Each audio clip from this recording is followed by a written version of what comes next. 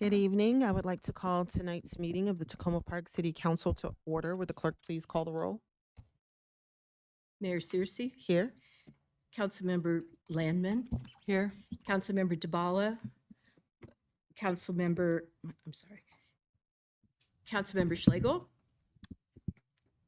I think he's here. is here. Okay. Councilmember Gilbert, Here. Councilmember Honzak, Present. Councilmember Wesselek. Here. Wonderful. Well, good evening, everyone. Thank you. We have a couple of council members that will be joining us virtually. Councilmember DeBala, I believe, is at an NLC meeting, and Councilmember Schlegel is joining us remotely this evening. Apologies for the delayed start to tonight's meeting. We had a meeting before this meeting because we're elected officials, and that's what we like to do. So we met this evening at 6:30 in a council administrative function session to discuss the city manager's evaluation. For tonight's agenda, we have a item that is for the record, Just Serve award presentation to the city, so welcome. Followed by a couple of work sessions this evening. The first is the FY26 Budget Amendment number 1, and the second is Board and Committee Appointment Recommendations. And then the last work session this evening is a continuation of the Public Safety Task Force recommendations follow-up. In terms of upcoming agenda items, on Wednesday, July the 23rd, the City Council will have another administrative function session to discuss the city manager's evaluation. That will start at 6:30. On Wednesday, July the 23rd, that evening at 7:30, the council will meet in the auditorium. We will have 2 presentations that evening. The first is the Washington Adventist Hospital Site Fencing and Demolition presentation. The second, where we will be joined by Adventist Health. We will also have Piney Branch Elementary School feasibility study presentation, and we will be joined by Montgomery County Public Schools staff. We will have 2 voting items that evening. The first is a first reading ordinance approving the FY26 Budget Amendment number 1, and the second is resolutions providing for appointments to boards and committees. We will then have 2 work sessions. The first is a Piney Branch Elementary School feasibility study preferred option draft resolution that the council will be working on. And the second item is a proposed resolution on the Public Safety Task Force recommendations work plan. On Wednesday, July the 30th, the council will meet at 7:30. We will begin with a presentation, the quarterly financial report Q4, and then we will have a series of voting items. The first is the second reading ordinance approving FY26 Budget Amendment number 1, resolution designating a preferred option for Piney Branch Elementary School, resolution approving the Public Safety Task Force recommendations work plan, single reading ordinance authorizing the city manager to execute a grant with the Let's Play America for Play Day, single reading ordinance authorizing the city manager to execute an indefinite quantities contract for street and sidewalk work, single reading ordinance approving an extension of the contract with Casey Trees for public and private tree planting, and a very well-earned resolution providing for the city council summer recess. The council will then go on recess until Wednesday, September the 3rd.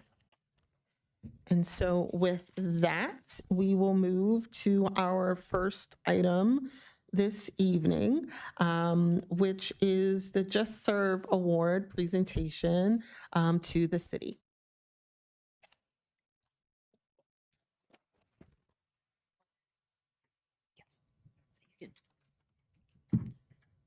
There's a microphone over there if you want to start there.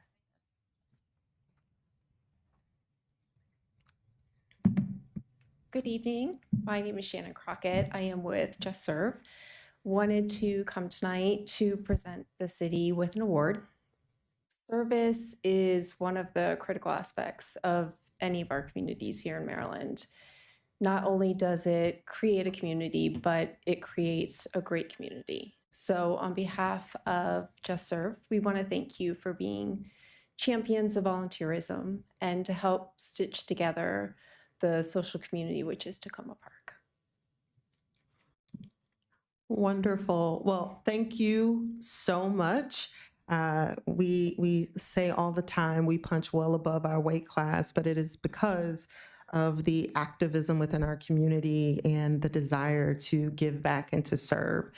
So it is an honor to be recognized by your organization. We definitely appreciate it. And I believe there's some photos. Yes. So let's go around and make sure we're able to take the picture.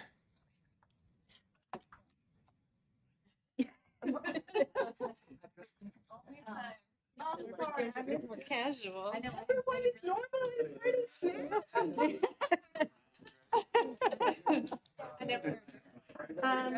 I'm gonna- We should have our volunteers up here. Right, right.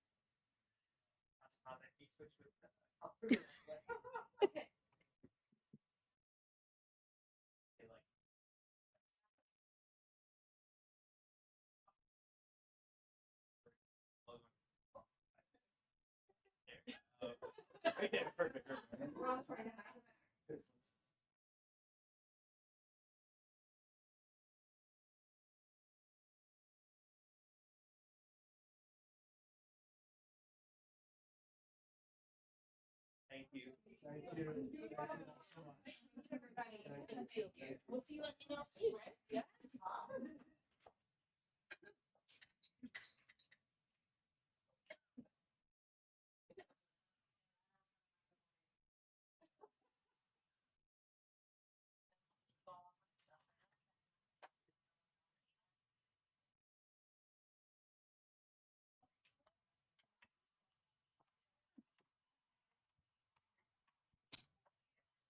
Wonderful.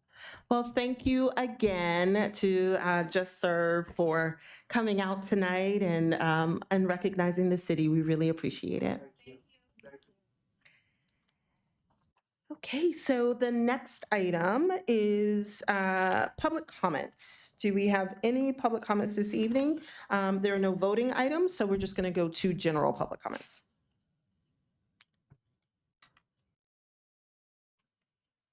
Good evening. My name is Randy Gibson. You might remember me, Ward 3. I have a couple of brief comments on the contents of the recently issued rent stabilization RFP and the process of its adoption. Regarding the content of the RFP, I find it gravely misaligned from the city's own Housing and Economic Development Strategic Plan. Its strong alignment with only one of the three goals creates a dangerous bias. Due diligence requires balancing the study with a focus on the impacts to our most vulnerable.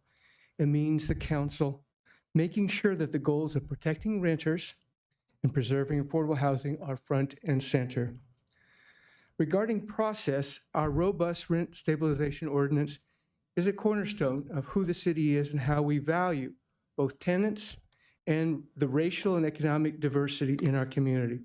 On this important subject, I am deeply uncomfortable with the council's lack of open policy debate that should have informed the RFP. Since the RFP words and goals were not openly debated, we are told that prior discussions were adequate. Were they? What changes might council members have asked for that were not included? The lack of transparency on the policy-making process behind this study diminishes both your voices and the public trust. Looking forward, residents will hold this council accountable for upholding city values that include a strong rent stabilization ordinance. I challenge you to, one, find your voice and your values, and find and listen carefully to the voices of those most vulnerable to ordinance changes, that is, low and moderate income renters and small landlords. When, as I hope, you defend housing affordability, ask yourself, affordable to whom? More options for whom? When you consider housing priorities, consider strengthening tenant protections. Lastly, ask whose voices have you not heard? Thank you. Thank you very much. Do we have any other general public comments this evening?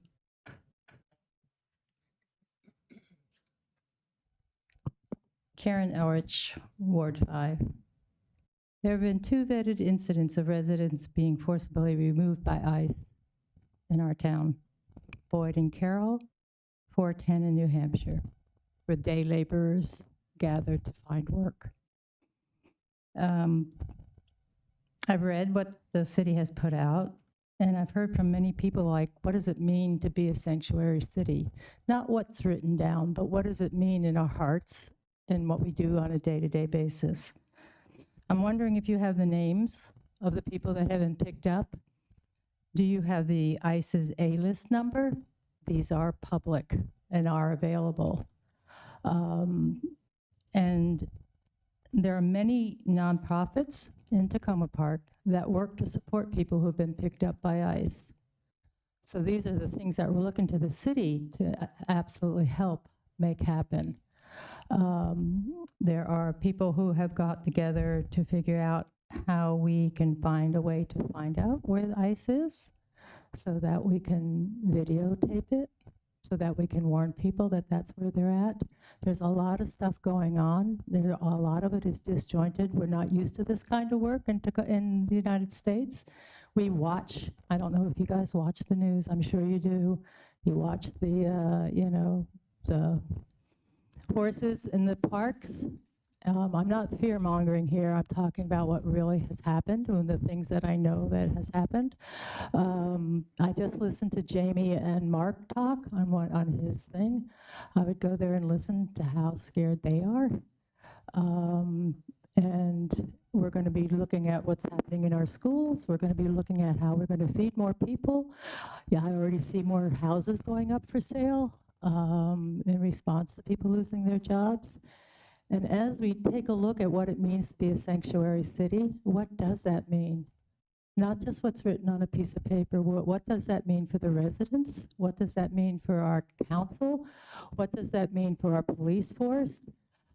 These are the things that we need to know. What can we do? When these people start walking in without ICE on their thing, when they're wearing their black outfits and their masks and they're not giving their identification, if it's happening elsewhere, eventually it's probably going to happen here. I don't want to wait until it does. I think we need to talk about it beforehand.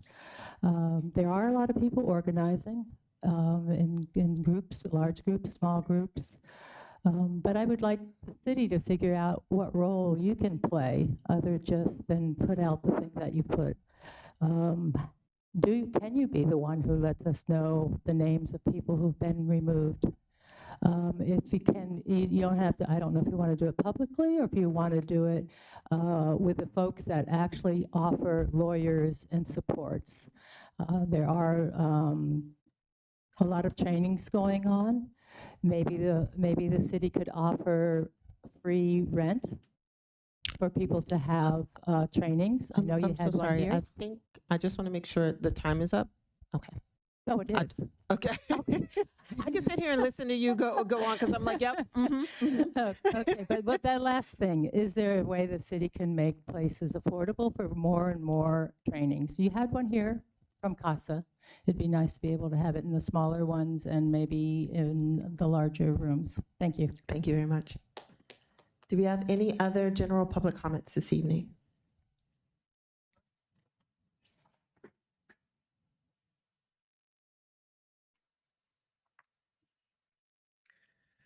Hi, good evening. Still Elizabeth Wallace, still Ward 1. Regarding the Public Safety Task Force recommendations, I strongly suggest another task for the important position of Public Safety Auditor. But first, I'd like to take you back about 10 years ago. Imagine you're about 12 years old, maybe 5 feet tall, slight build, female of color. You're in a huge courtroom, in a huge courthouse, the District Court of Maryland in PG County. You're sitting in a large wooden chair. It's too big for you. It's positioned sideways. It's the witness chair. Across the room are 2 prosecutors. Far from you, to the left, there are 2 judges. But to your right, there are 2 men, just a few feet away, at the defendant's table, a lawyer and his client. Him you recognize, and you tremble. He's over 6 feet tall, head shaved, bearded, muscled, huge compared to you. Your parents are somewhere in another room. You feel alone and small. First time you ever saw the huge man, he pointed a gun at you. You were in the backseat of your parents' car, driving down Route 50 in Bowie, Maryland. Your parent was driving in the left-hand lane. The huge man had been following your car, then swerved around and pulled in front of it, and suddenly he applied his brakes. Later, you learned he was angry because your parent wasn't driving fast enough for him. Your parent barely avoided crashing into him. When the huge muscled man passed your car, you saw him point a handgun at you. And that's why you're here now, as a witness. Now he's sitting only a few feet away, and he's smiling. Behind the prosecutors, all the rows of seats are empty, except one woman watching. Behind the huge man, all the rows of seats are completely filled with policemen in uniform, sitting shoulder to shoulder like a wall of boulders. Their badges read Tacoma Park Police Department. It's where the huge man works. The judge asks you a question. What county were you in when you saw him pull the gun? You're confused. You don't understand. It was just a highway. You say, trembling and puzzled, what's a county? But there's more. But city council members, you know how some things just stick in your craw for years? This has stuck in mine for a decade. I ask you to add a mandate that ensures that no witness in a trial for a Tacoma Park police employee feels intimidated by a show of force or any other reason. That ensures an impartial court watcher or the public safety auditor is assigned to take notes and report back to you and the people of Tacoma Park. That ensures that no one is afraid to testify in any trials or anything, like road rage, fatal car accidents, or sexual assault of a minor. Even if the officer was off duty, even if it did not happen in Tacoma Park, maybe especially for those reasons, inspect what you expect. Think about it. Act on it. Thank you. Do we have any other general public comments this evening?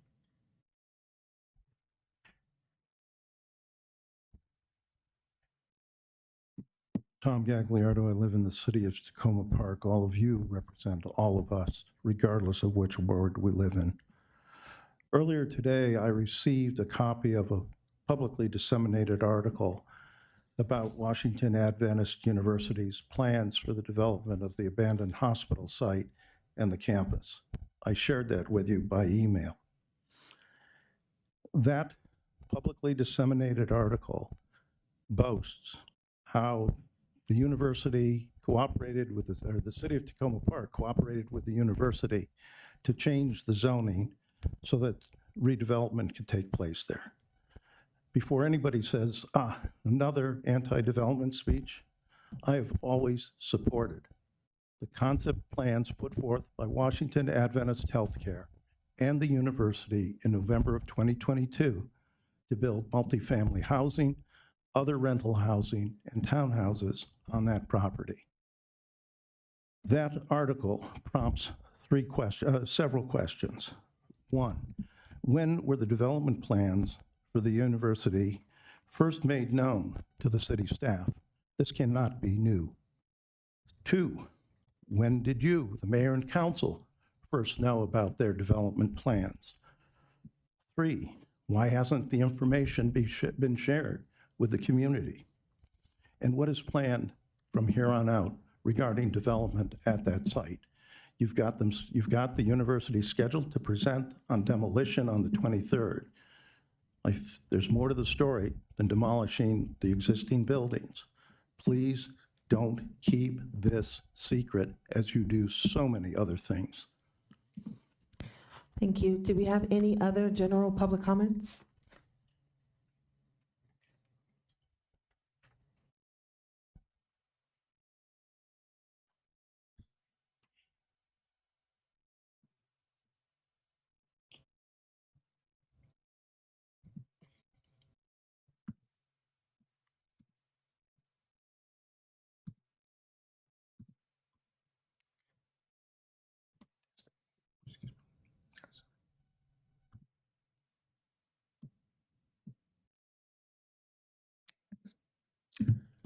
Arthur David Olson, Ward 4, Herbie Hancock Avenue. I am still not a lawyer. I am also a better researcher than an advocate. So I'm hoping to get some hope for county advocacy on tax matters.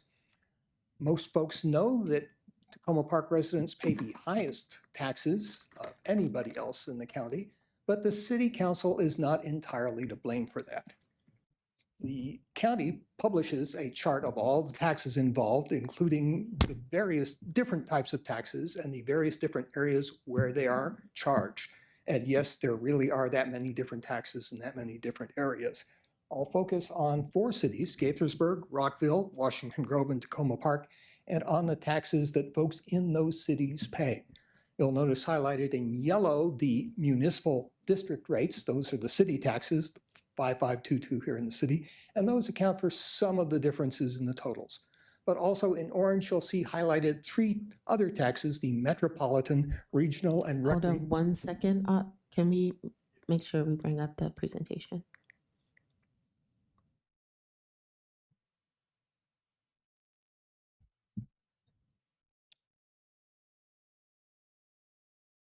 And we'll make sure we give you back your seconds. Okay, thank you, thank you.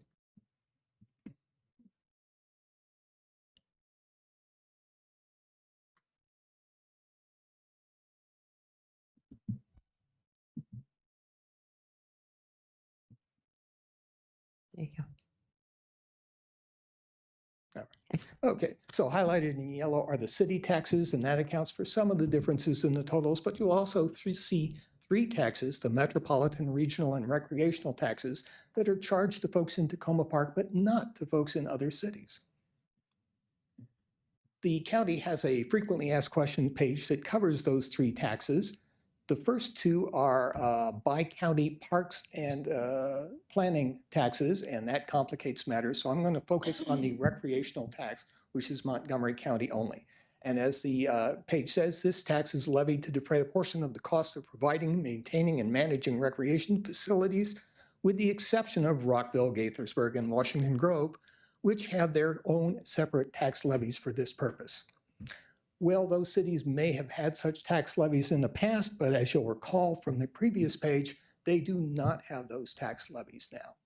As it turns out, the only thing that you have to do to qualify for the exception is to have the tax county law on your side.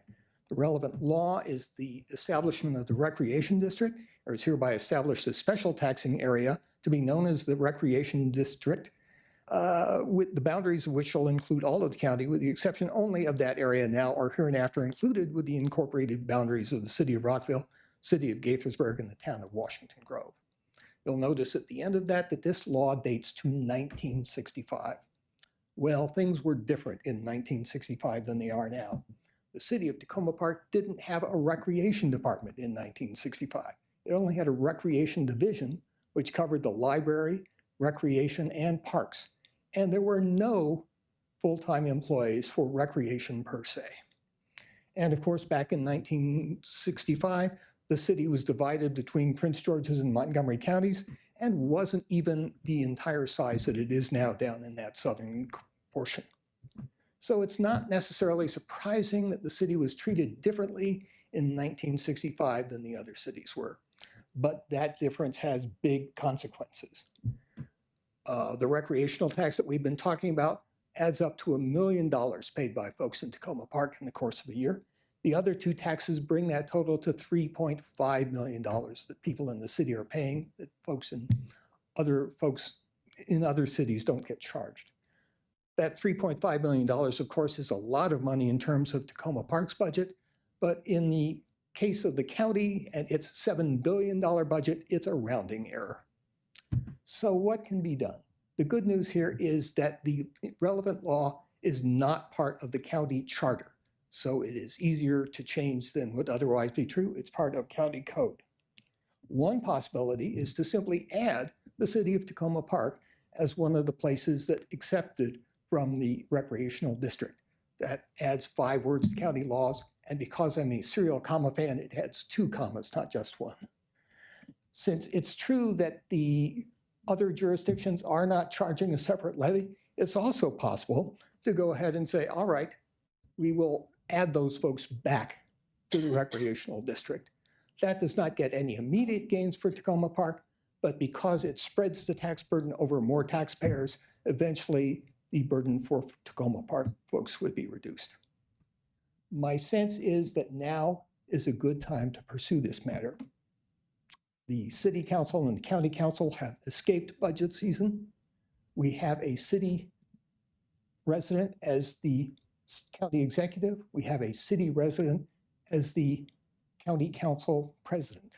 And we have a willingness of the county to take in less revenue when it's a matter of doing the right thing, as witness the fact that they have recently gone to 0 bus fares. I hope the city council will help me in advocating with the county for tax fairness for Tacoma Park with respect to the other cities. I believe this is a way of getting tax relief for city residents without cutting city tax revenue. I have provided sources for all the material in the slide. And of course, I have provided contact information. Folks can feel free to be in contact with me, any questions. And thank you. I hope I didn't run too long. Thank you very much. I was perfectly fine with you going a little long, Arthur. Thank you. Okay, do we have any other general public comments this evening? Okay, do we have any virtual general comments this evening? We have Mary Machui on the line. Hi, Mary Jane Machui, are you on the line?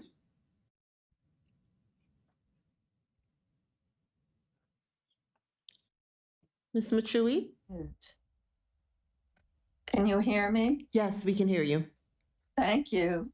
I'm just saying I started Parents of Special Needs Adults in Tacoma Park in July 2015. I've been having problems. Yet people don't want to admit that their sons or daughters or loved ones have special needs. And there's been kind of a rift between the have and have-nots. And unfortunately, I've been the have-not when it comes to money. And I'm having a really difficult time with property taxes this year because it makes no sense to me. I've got a 2025 homeowners property tax credit application here, but then it gives me I don't want to have to send in my 2024 income taxes with the 2025 application. It makes no sense to me. And I have a friend who's having a hard time with it too. I mean, she's worked for the city for 50 years as a crossing guard. And why in the devil should she have to pay something like, I think, $8,000 a year for her property taxes? This woman has no money. Why in the H? She's a senior.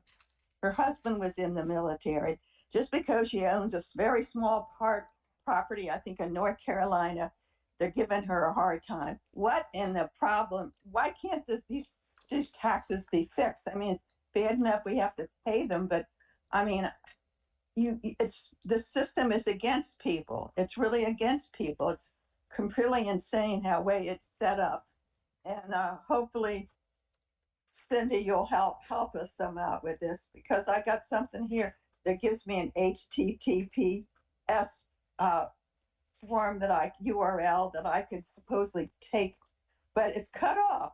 They sent it to me cut off at the edge. So I have no idea what the URL is. Why they be it's incompetence. I'm sorry. I mean, if you want us to pay taxes, at least be competent. And thank you, Arthur David, for extolling it. But people think that low-income homeowners, a lot of us who are Black Americans and or like me have a Black son who is disabled. Why can't we get a tax break? I notice in Boyd Avenue, then was all the Black people moving out. And it's mostly white, wealthier people moving in. And I think that's a disgrace. And thank you. Thank you, Ms. Have a Machui. good evening.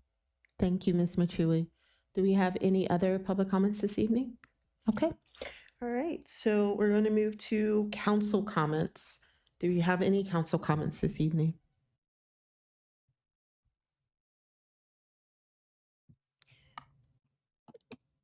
Councilmember Hanzak. Okay, I can see everybody wanting me to go first tonight. Thank you, Mayor.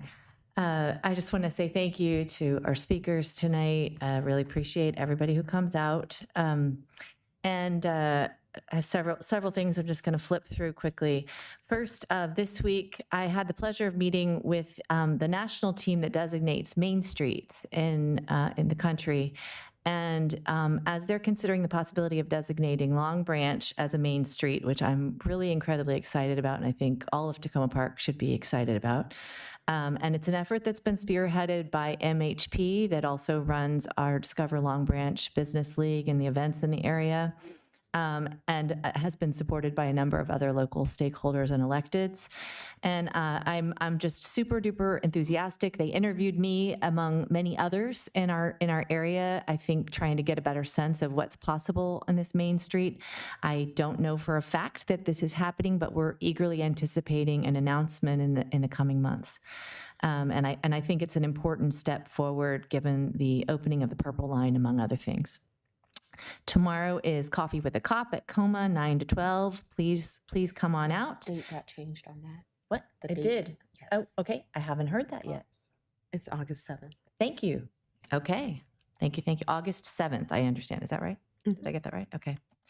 I hadn't gotten that memo yet. And thank you to our city manager, Deputy Eubanks, Director McNally, the mayor, and Delegate Charkoudian today. We had a dialogue with Essex House executives about long-term plans for emergency planning. As you know, there was recently a 3-day outage of the AC in the building, and we had a really extensive dialogue, and I'm appreciative for all the attention that's going to that in line with our city priorities. I hope we'll see some progress. Thank you, Arthur David. Enlightening, really rigorous analysis as per usual. Lots to think about there. I like those ideas. And I'll look forward to discussing that with colleagues. We also had a dialogue this week with Bethesda Cares. And I want to share that this is very much aligned with the recent dialogues we've been having about public safety, and also just happens to be in line with related to things that I have been observing going on the last several months in Long Branch. There's been a substantial change in demographically what you see happening there. A lot of people have been passing out in the Long Branch business area, even vomiting that I've never seen on the streets, people sleeping, homeless people that I haven't seen in years. And, you know, on one hand, I'm glad that we are seen as a safer place possibly by some of our immigrant populations. I'm hopeful that that's one of the reasons they're here, but there are some other more concerning factors that are happening, such as homeless people who don't have a place to go.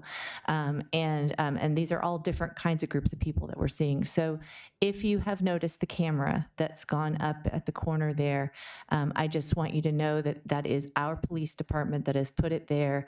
And I want people to know as well, for those that feel really concerned about seeing cameras, although it was not my specific ask to put a camera, it was my specific ask of our department and others to take a look at the area, try to find some short-term and longer-term solutions for what we can do. And Bethesda Cares is a very important part of that problem solving, as well as our broader dialogue on public safety. And I also want people to know that I have walked the streets every single day, 2 times a day, talked to every single business owner in the area that's on Tacoma, even on the other side, and a number of the residents in English and in Spanish. And every single person I have spoken to that is operating in that area and walking and using public transit is really relieved to have that camera there. And it's made a difference already. There are only a handful of people right now that are hanging out in the area, and people are able to use the bus shelters for the first time in a while. It's not a long-term solution. We are looking towards much more complex solutions. So please feel free to reach out to me. This is the first public statement I've made about that.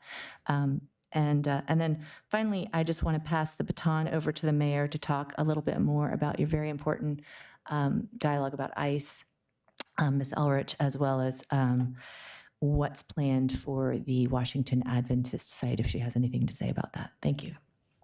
Thank you, Councilmember Honzak. I'm trying to make sure I am keeping, I think I saw Councilmember DeBala's hand before I saw Councilmember Lammons' light. So Councilmember DeBala?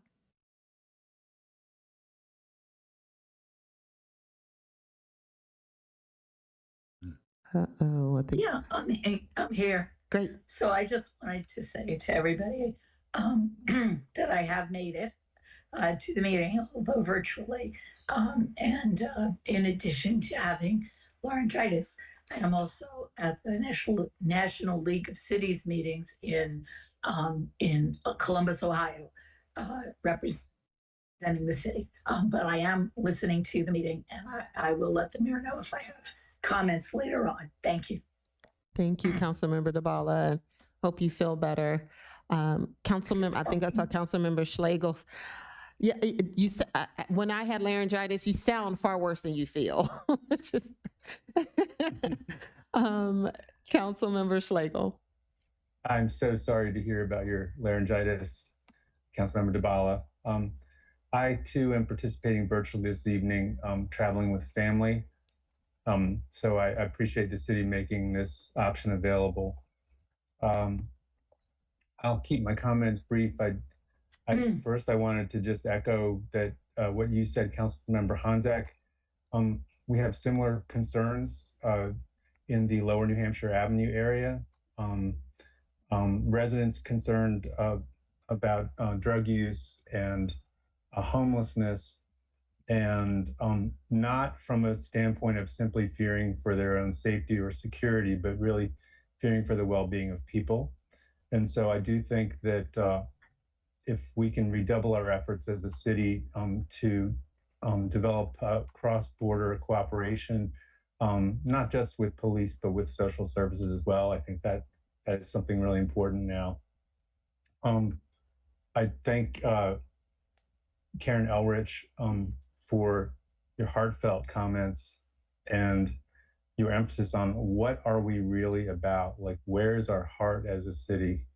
And I think it takes courage to ask that question. We can often be caught up in the legalities and setting up studies and collecting data and all these sorts of things, but truly, not only with regard to activities that are putting our immigrant community in situations of living in fear, but really across the board. I truly believe that our heart as a city is that anyone who's here gets to stay here because that's what community means.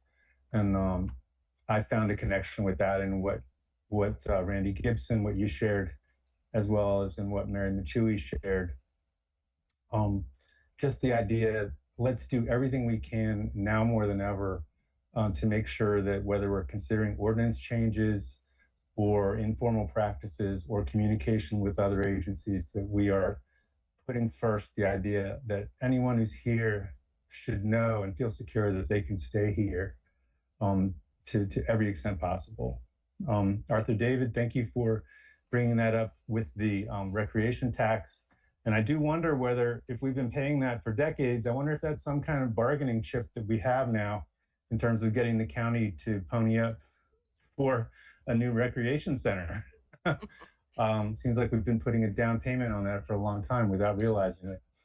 And lastly, to Mr. Gagliardo, I appreciate your comments very much. I'm still new and I'm still trying to figure out where the line is in terms of what our staff are privately discussing and what is going on behind the scenes in terms of economic development. I have I've been assured that there were no conversations going on between staff in terms of directing, in terms of Washington Adventist Hospital providing input on the zoning process. So what you have quoted from the article is news to me. Volunteerism is so important, and I just want to give my accolades to everybody across town, but just being on Ward 3 listservs, it's amazing how many things are people just taking their time to offer their help, propose ideas, invite people in to make change happen and to care for those in need. I think we are a city of volunteers, and it's a beautiful thing, and I'm thankful for that reward. Thank you, Councilmember Schlegel. Councilmember Landman. Thank you, Mayor Searcy. I think if we can succeed in making those changes to the recreation regulations, we should invest a small amount of that money in a solid gold key to the city for Mr. Olson. And it's definitely of interest to me to learn some more about that. I wanted to follow up on I want to thank the other commentators this evening, and I think you, Mayor Searcy, might touch on some of the issues that we heard about. I'm especially interested in the issues about ICE and maybe about the Washington Adventist site, and I'll leave those to you. But I did want to say a couple of other things to follow up on what we discussed last week with respect to our cyber issues and our databases in the police department's cameras and data readers for license plates. I had a very interesting conversation with our delegate, David Moon, who was involved in our District 20 delegate, who was involved in the enactment of state legislation addressing related issues. And he said that, this is something that was of great concern to the state as well, and that he gave me some insights into how this issue has been addressed and how some things that we ought to be taking a look at there, what the potential vulnerabilities are, and some of the experts that we can turn to on electronic data privacy in the security realm. So I look forward to following up with the staff on that, how we can sort of home in on that and how he might be able to advise us on how to do that efficiently, but it's worth following up on.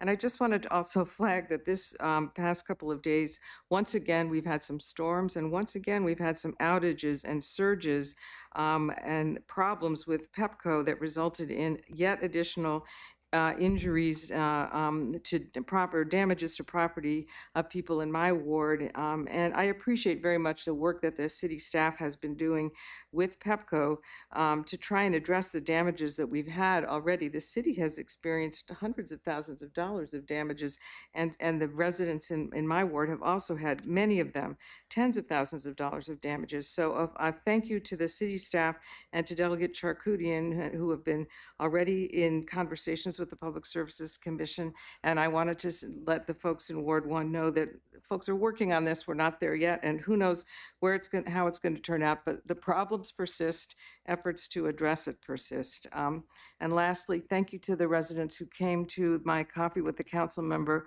this past weekend. I heard from several people with concerns about how the rent stabilization rules affect them.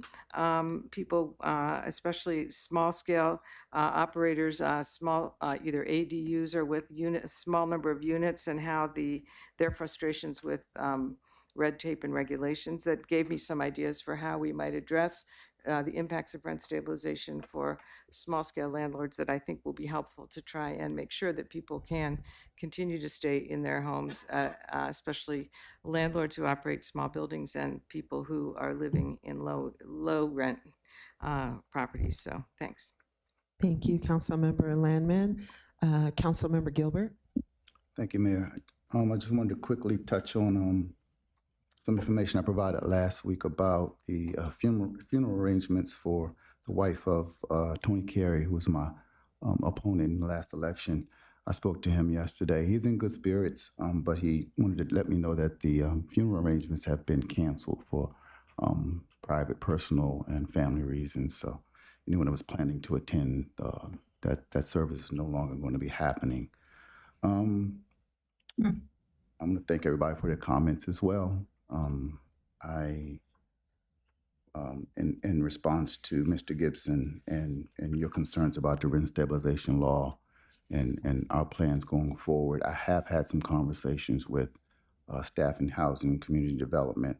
Good conversation, some about tenant opportunity to purchase law and its impact on our affordable housing stock. And I've also had some conversation with my colleagues.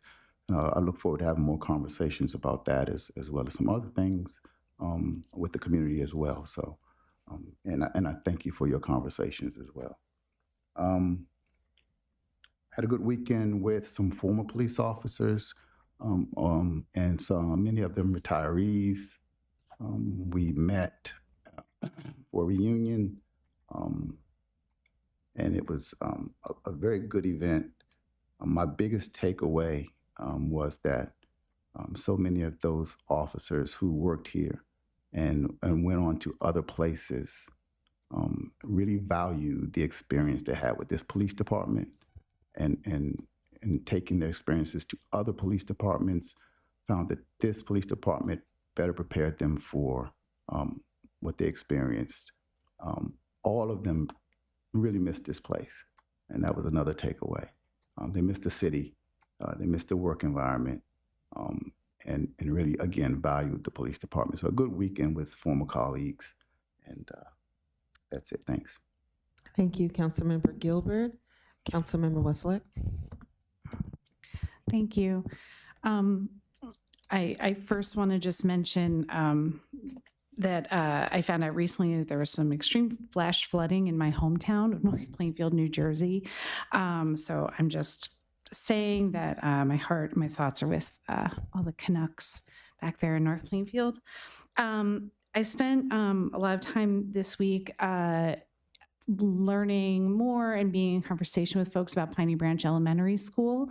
Earlier this week, I did a tour of the Lunch and Learn program at the school that's renting out space at this school. So I want to thank Shana Fulcher and Doris Duarte for taking some time to walk me and my daughters around and get to see what they're doing there, as well as to get a better up close look at some of the facilities there. And also, last night, I had an online town hall for Ward 6 residents, primarily to talk about Piney Branch. I want to thank the folks that turned up for that. We had some really good conversation with some primarily parents of young kids, including babies you could hear in the background, knowing that these are the kids, these are the people that will be impacted by hopefully will benefit from a much better facility. So I just putting that out there again. I know next week we're getting the presentation from MCPS. I will be remote. I'll be traveling to visit family next week, but I'm very much looking forward to that meeting. And if any folks want to talk about their thoughts on Piney Branch, in particular parents of young kids, please reach out. I'd love to hear what folks are thinking. Thanks. Thank you, Councilmember Westlake. Councilmember Gilbert. I'm sorry, Mayor. And really quickly, I just wanted to say thank you to the chief and Lieutenant Williams. They put together some really nice gift bags for the retirees and former officers that really made them still feel connected with the police department. I thought that was a good gesture. Just want to say thanks to the chief. Thank you, Councilmember Gilbert. Well, one of the joys and the pains of going last is you don't have to repeat some things, but then you also sometimes remember things over the course of everyone else speaking that you might have forgotten to give updates on. So I have a couple of updates. The first is regarding ICE activity in the community. As people may be aware, there was a verified account of ICE in our community. The city released a statement based on the information that we have available. I think it is important for everyone to understand that the city is doing its due diligence. We are working with Congressman Raskin's office. We're working with Senator Van Hollen's office. We are coordinating with members of the county as well as state staff as well, to one, make sure that we're able to quickly verify accounts of ICE sightings in the community, but also as we learn more about the individuals that are impacted, trying to make sure that we're able to direct resources. As of right now, we don't have any additional information regarding the individuals that were detained by ICE. We are working to try to see if there's more information that can be made available. I do think it's important for everyone to understand that it is a requirement for individuals that are detained to sign a release, which is available on the ICE website, to allow for the release of their information to third parties. So that is also something that can create some delays in terms of obtaining information regarding the individuals or perhaps their impacted families. But I want people to be assured that we're doing everything within our ability as a city to continue to highlight the resources that are made available. We have a website that includes things like red cards and the like. We're also doing our due diligence to make sure our staff are trained in terms of what to do should ICE appear in this municipal building or our rec department. But we're also working with advocacy groups to make sure that we are that our messaging is not only serves the purpose of recognizing and acknowledging what's happening to the community, but our communications also don't inadvertently create challenges for individuals and their families that are impacted. So we have been, and I have been in communication with CASA. They reviewed and also gave us some feedback that they thought that the statement that we released was the right amount of information, especially because right now it's important for us to keep in mind that we're trying to protect not just the individuals that were detained, but their family members and others that may be directly impacted as well. Also want to highlight that in partnership with CASA, myself, along with Councilmember Hanzak on Saturday, were able to do some canvassing, and I was able to get them to come to Tacoma Park to do some canvassing of businesses and members of the community in Tacoma Park. So my hope is to get more. And so as I hear about there are more volunteers in the community, trying to figure out the right way to direct volunteers to organizations like CASA, because there's training that has to happen in order for people to be prepared to do canvassing work, and they have a pretty robust training program and system to help volunteers understand how to conduct this type of canvassing in communities. So if there are different groups that would be interested in volunteering, please send the name or the organizers. We're happy to try to bridge connections where there may be a need for more volunteers. But I do just want to make sure that people know that we're doing what we can within the city to verify ICE accounts, to make sure that the community is aware that they are real, because that's another issue. We want to make sure that we're a valuable source of verified information, because there's stuff that goes out on Facebook, there's stuff that goes out in different mechanisms, and we want to make sure that when we put out information that it's right, to not cause people to have a lot of fear. But we are doing what we can within the city to try to make sure that we're providing necessary supports. In terms of Washington Adventist University, I appreciate the issuance of the press release. I just want to remind everyone that we're talking about two separate organizations. There is Adventist Health, which is responsible for the hospital site, the fencing, and the demolition, and they own the hospital site. And then there is Washington Adventist University, which is a university on the site with the hopes of purchase and the hopes of doing further development on their site. I think that there was some comments regarding whether or not the city with the MMPA. I just want to remind folks that during the minor master plan amendment process, Washington Adventist University did testify in support of increasing the zoning for the area in hopes of trying to provide more housing.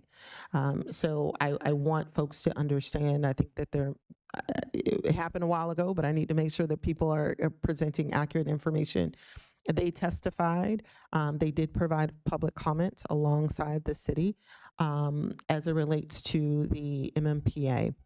In terms of the press release, at this time, the city does, it's private property. It is a outlook plan that they have. As far as we know, there's not been any development permits submitted or anything that has formally gone forward to the city.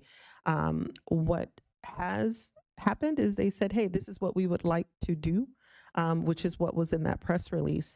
But there's been nothing formal from a city's perspective in terms of their development plans. And as we know currently, Adventist Health owns the hospital, not Washington Adventist University. So we are, and one of the reasons why we are appreciative of Adventist Health for coming out next week to talk about their plans for demolition and their plans for fencing is to make sure that we're getting accurate information from the horse's mouth, and the council has the ability to ask questions of the presenters regarding future plans for the site. In terms of rent stabilization and the RFP, I know I'm going long, y'all, but I want to thank our city staff for continuing to move forward with this getting the RFP out and the possible information that could be useful for the city. I know that there's been a question of which goes first, the chicken or the egg. Do we get the data so that we can have informed conversations regarding the policy, or we talk about the policy before we get the data? And I think it makes sense for us as a council to have the information from the study to enable us to have the policy discussions, which was outlined in terms of the timeline for this project, which will happen in the spring of next year. So hearing the results from focus groups, hearing access to or the analysis of our data will enable us to better pinpoint where we as a council would choose to focus. The council will have an opportunity to vote on the approval of the award of the study contract. So I don't want people to think that the council has not, this is, once it's done, we don't have any other say. We have to approve the procurement. But I do, and I stand firm in thinking that in order for us to have an evidence-driven approach, we need the evidence. And so having the results from the study to help inform how we choose as a council to direct any policy amendments, I think is critical. And lastly, I am tomorrow meeting with seniors. I've been invited by the Asian Community Relief Association, which is a nonprofit organization serving the Asian community, to meet with a group of their seniors tomorrow. So I am looking forward to that. And I think that is all I have, and I've gone over. And so with that, I will turn things over to City Manager DeSpirito for City Manager comments.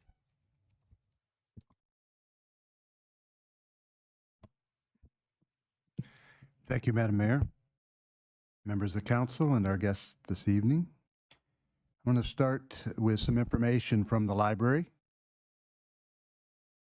The interim library and recreation department facility at 7505 New Hampshire Avenue will be closed to the public beginning July 30th to prepare for relocating to the newly constructed and expanded facility here at 7500 Maple Avenue. So July 30th. The interim site will close. Both departments will be open for regular operational hours through Tuesday, July 29th. The Recreation Department desk will close at 5 p.m. and the library will close at 8 p.m. that evening on the 29th.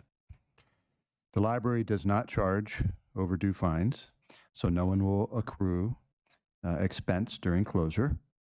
And we encourage patrons to check out as many items as they would like to enjoy while we are relocating and preparing to welcome them back into the new facility.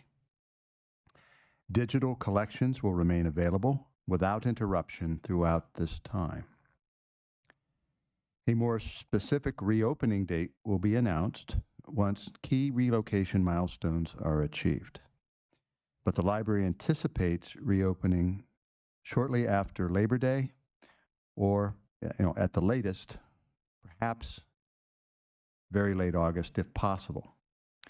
A formal ribbon cutting is being planned for mid-September, but the precise date for that is to be announced.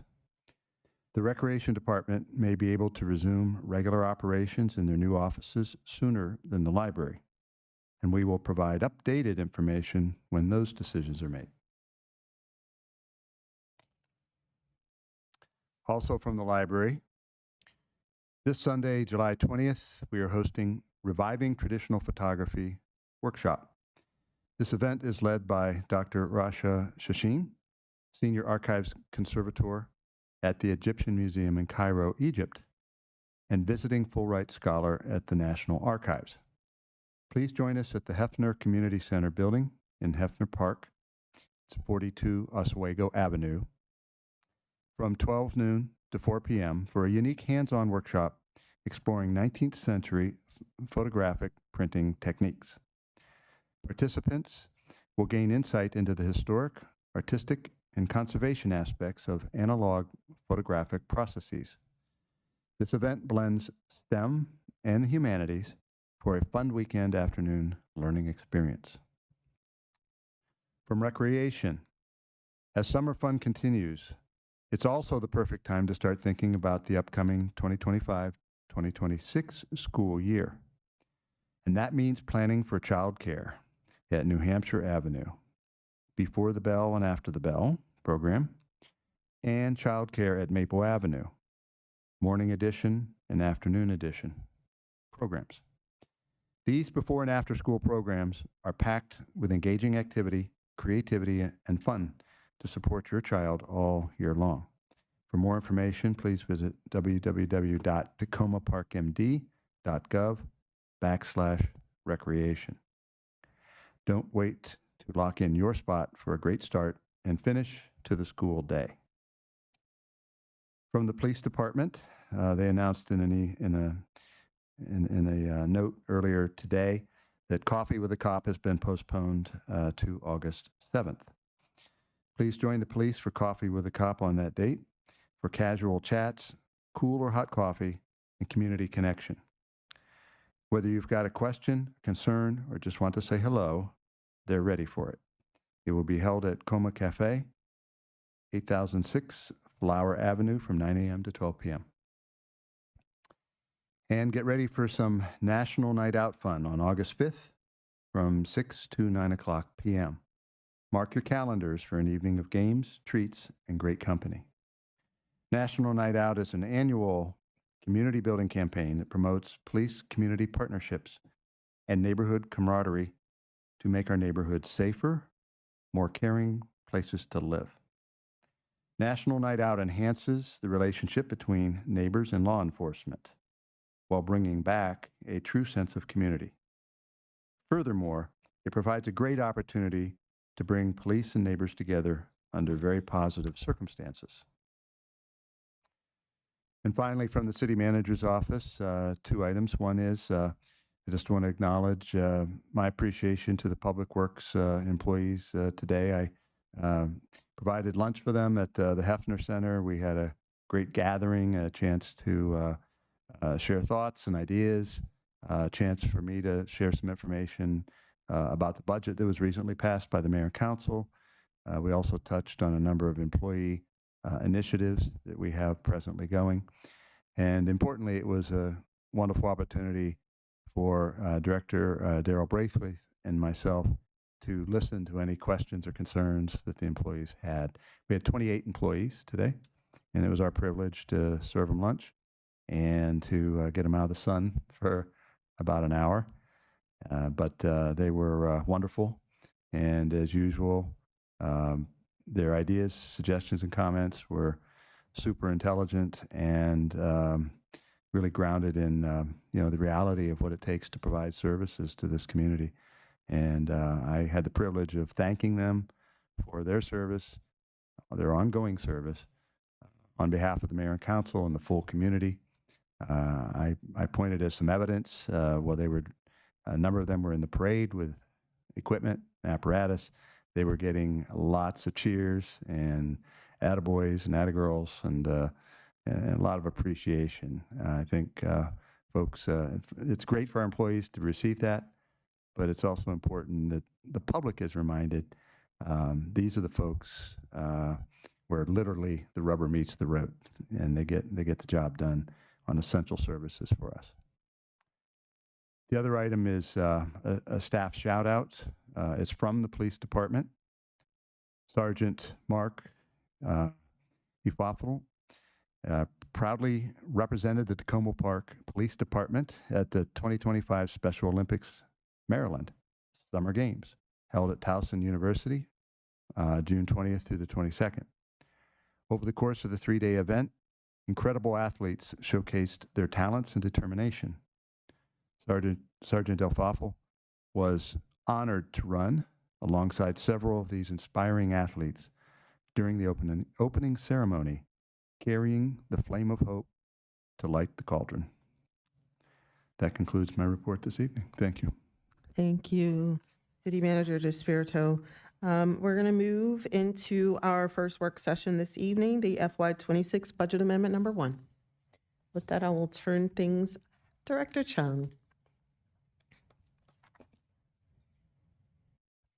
Mayor, council members, I'm going to give a summary of our fiscal year FY26 first budget amendment. Our budget 2026 was adopted by the council on May 14, 2025. However, due to delays in certain expenditures initially planned and budgeted for fiscal year 25, a budget amendment is now necessary to reappropriate. We usually term that as carryover, but the appropriate term should be reappropriate funds for these purposes. Reappropriate the funds will enable the council-approved projects initiate and or plan in fiscal year 2025 to be completed in fiscal year 26. As funding for these projects was unspent from fiscal year 25, therefore the unassigned reserve end of the year balance is estimated to be higher by the corresponding amount. As a result, there is no expected net impact to the FY26 budget. I will start with the general fund. The total reappropriation for the departmental operating budget and the capital improvement budget amount is $1,369,000. And please note that the amendment does not include any new FY26 budget increase in the general fund. And the most significant reappropriate increase includes $310,000 for incomplete EV charging, green homes, and program outreach in the sustainable division of the Public Works. $675,000 for library construction contingency fund and the library software. And then the last item, which is significant, is $144,675 for incomplete HVAC control system. And these are all the items included in the $1.3 million in the general fund for reappropriation. in the red light camera fund, a budget increase of $193,575 is requested to reflect the restructuring of the Exxon contract from a 1-year agreement to a 5-year term agreement. So it's a bundle agreement, that's why there's a cost increase, therefore it's requiring a budget increase in the red light camera fund. In the special revenue fund, the net reappropriation is about $1.3 million, which include an additional $178,000 in budget increase due to new grant awards. The significant reappropriation include, first item is about $1 million for the cable grant library construction due to project delay. Second item is 125 state grant library construction grant. The third item is a 145,000 unused funds due to the dais replacement and media lab project delay. So these are the significant reappropriation in the special revenue fund. In terms of the American Rescue Plan Act ARPA fund, the total ARPA reappropriation in this amendment is $963,000, which includes $133,000 for contract administered by the City Manager's Office, Human Resources, and the Housing and Community Development. The second item is the red light camera contract in the amount of $392,000. And the third one is multifamily housing rehabilitation project carrying over from fiscal year 25, and the total amount is $267,000. Lastly is the stormwater fund. We have a total of $255,851 is being reappropriated to cover the project costs carryover from fiscal year 25 stormwater fund in a separate ordinance. So we have two ordinances. One is the general fund, special revenue fund, ARPA fund, and also the red light camera fund. And now the separate ordinance is for the stormwater alone. So when we are looking at the last page of our covering memo, we notice that there is a chart there that's showing the adopted budget amount, the first budget amendment increase, and then there is a net adjusted balance. So we can tell from the chart that there is no budget amendment increase in the first budget amendment of fiscal year 26. At the time of the 26 budget was adopted, the general fund unassigned reserve was $5.4 million. Unassigned reserve ratio was 17%, and the total estimated fund balance was $16.2 million.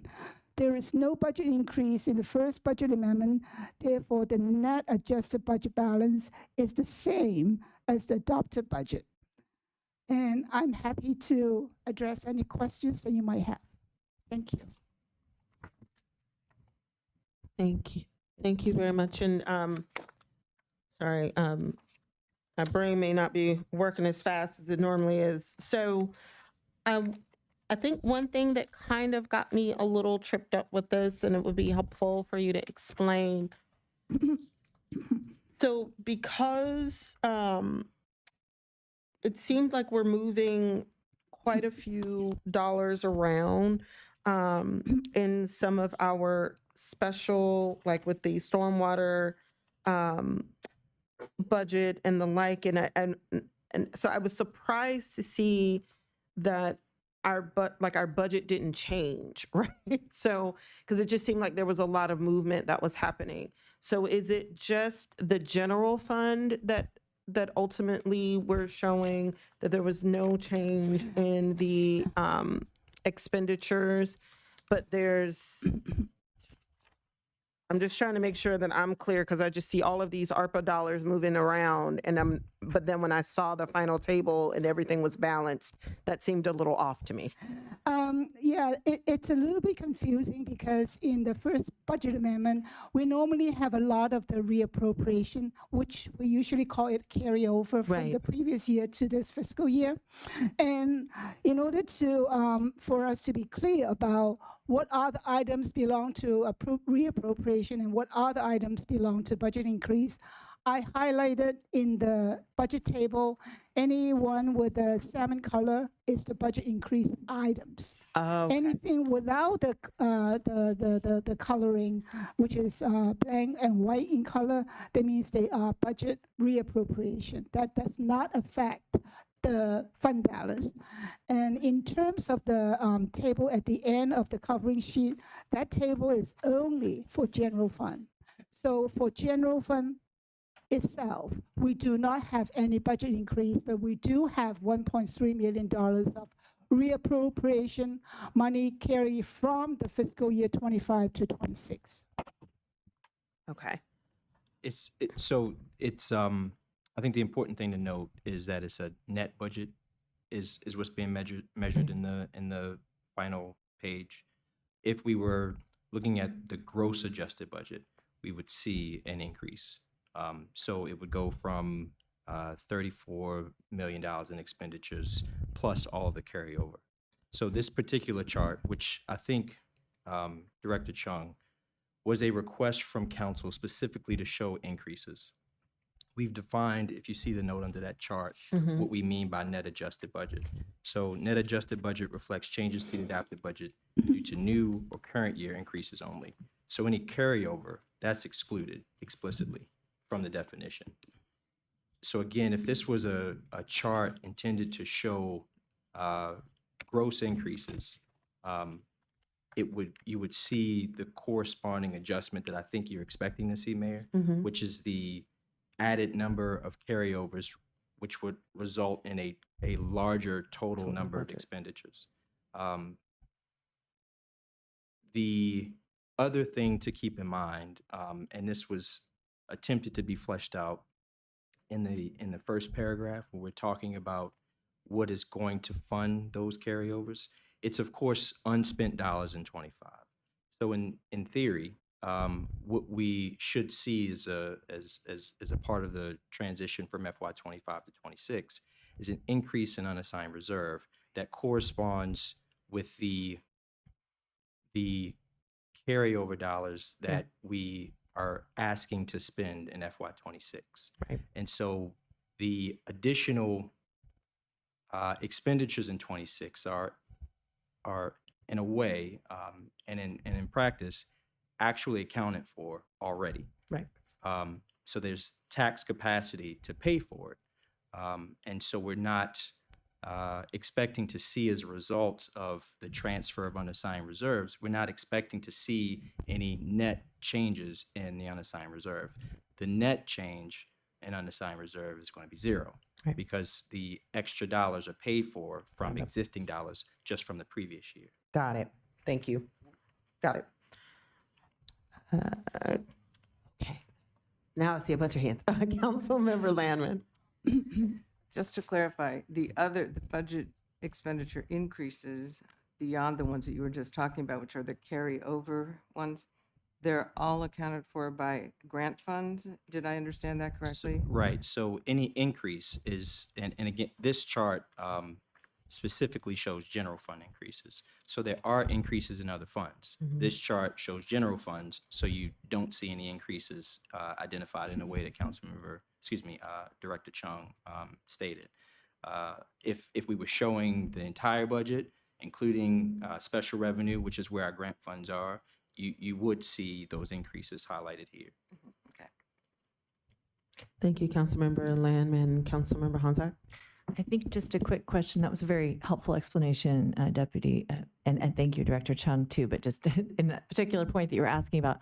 So perhaps this is a little bit of a misplaced question because it's not directly for you, but do you have any concerns at all then about being able to spend in the coming fiscal year the additional unassigned revenue that wasn't spent in the last year since it's not showing in the gross budget chart here. I mean, typically if you were to carry over a large sum of money into the next fiscal year, you might have concerns about whether or not you could really manage that larger amount of workload and budget. I mean, I'm assuming the answer is no, but if you could just talk us through that just for a second. Yeah, the quick answer is every year we have Yeah. dollars that are not spent because Right. of changes to our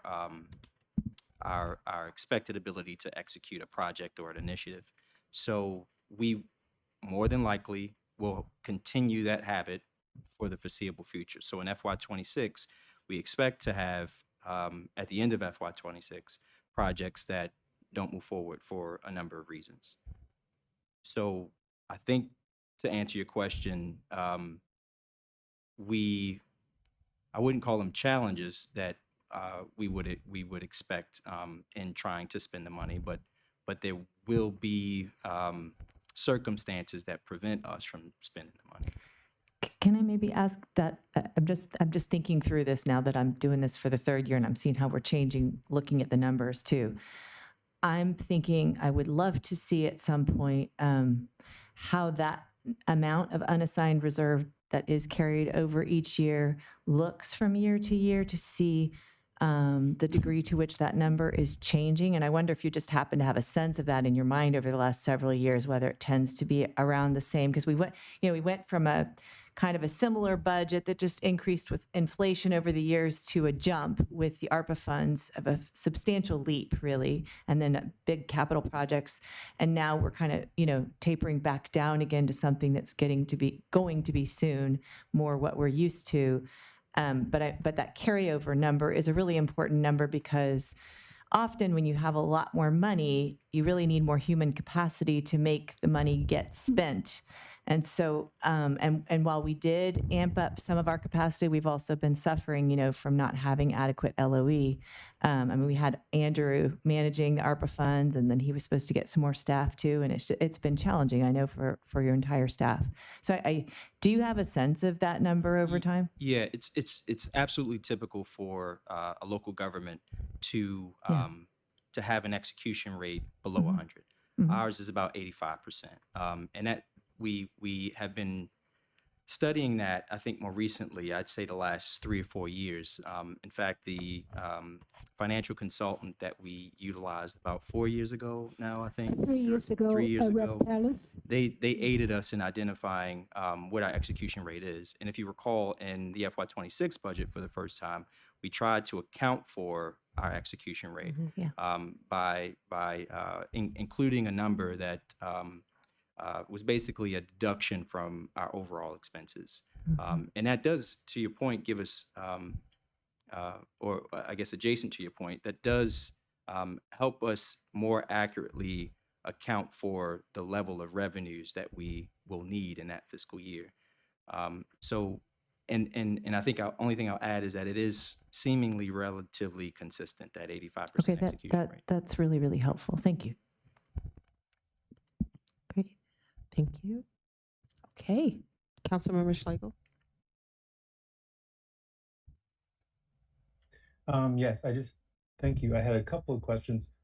So I understand that we're not talking about a change in the amount of money, but another aspect of the council making a budget is making sure to set priorities. That, in other words, what we're spending the money on is our priorities. So my first question is, are there any changes that we're looking at here that are unexpectedly diverging from what the council set out to ask to accomplish for 26? So the budget for FY25 was approved by council. And so anything in that budget you all have signed off on. Any reallocation would be continuations of those programs or initiatives. So because we aren't adding anything new, I can say definitively that yes, it's a continuation of council's priorities in FY26. Thank you. I just it's important to have that confirmed. I appreciate that. My other question was about the Axon additional increase, 170, 100. $193,000. And it was just a few weeks ago that we had kind of an extended session asking about that contract and what its ramifications would be. And there was a discussion of how the bundling would result in about $400,000 in savings, but never at that time did we hear that it would be an upfront additional cost. And I just wondered at what point this came after we approved the budget, but at what point in the negotiations with Axon was that starting to become clear that there could be an upfront expense that would be more for this coming year? This particular budget increase was a request by the police department after they reviewed the FY26 budget, that this Exxon contract was not included in the original adopted budget. So that's why they needed to have that amount increase. So why they are asking for the increase now, the more detailed information we need to double check with the police department. Right. Okay. and I I would just- like to ask that we get that double checked because we don't want to be surprised, I don't think, by these kinds of expenses. Thank you. Right, and it would be helpful just because it's late. I've worked a lot today, but I want to make sure I'm confirming my memory. That one of the things too was that because of the bundling, we were renewing, I thought, early, which might have caused us to have to go ahead and pay for the renewal contract outside of the typical cycle because we could get a lower rate. So it's not necessarily that we are overall we're increasing the budget because we have to pay for it now. We weren't accounting for having to pay for it now, but over time, the cost savings would pan out. So it would be helpful if we could just confirm that with the chief, because I think it's a matter of the timing of renewal, which wasn't included in the budget versus people just forgetting that we needed body cameras. Yeah. I will check with the chief about this particular budget increase. Madam Mayor, I believe that had a component of this was that we were piggybacking on a Montgomery County wide contract, and the timing was in some respect dependent on that.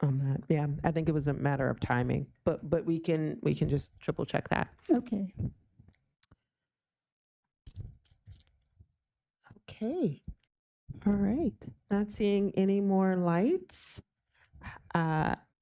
Unless the city manager has a comment. Yeah, the chief is here, and he's on his way over to answer that question and provide a little more information for you on that. He should be here in just a moment. Okay. If you'd like to get a little more information about that. Wait a minute. Let's see. Maybe he's walking fast. I don't know. Well, in the meantime, I want to give some more additional information about the budget amendment in our first reading.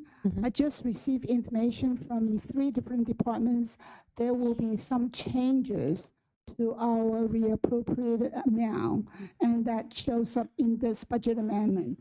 And these 3 amounts are including the first item is, and that will be reflected in the first reading.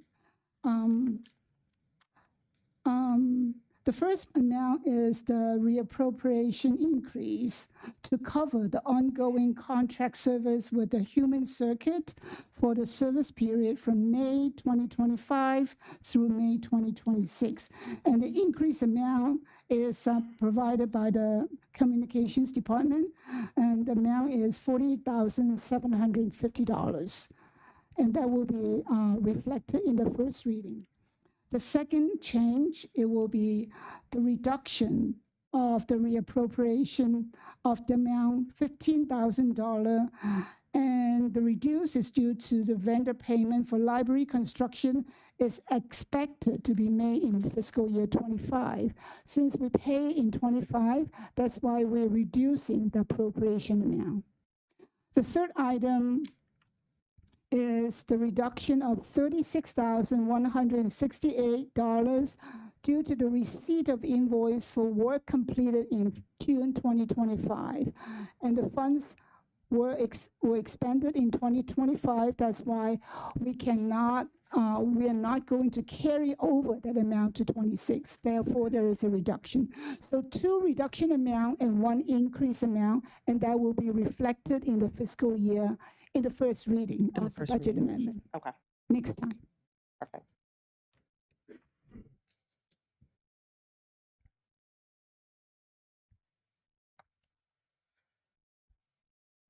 Well, Chief, you did walk fast.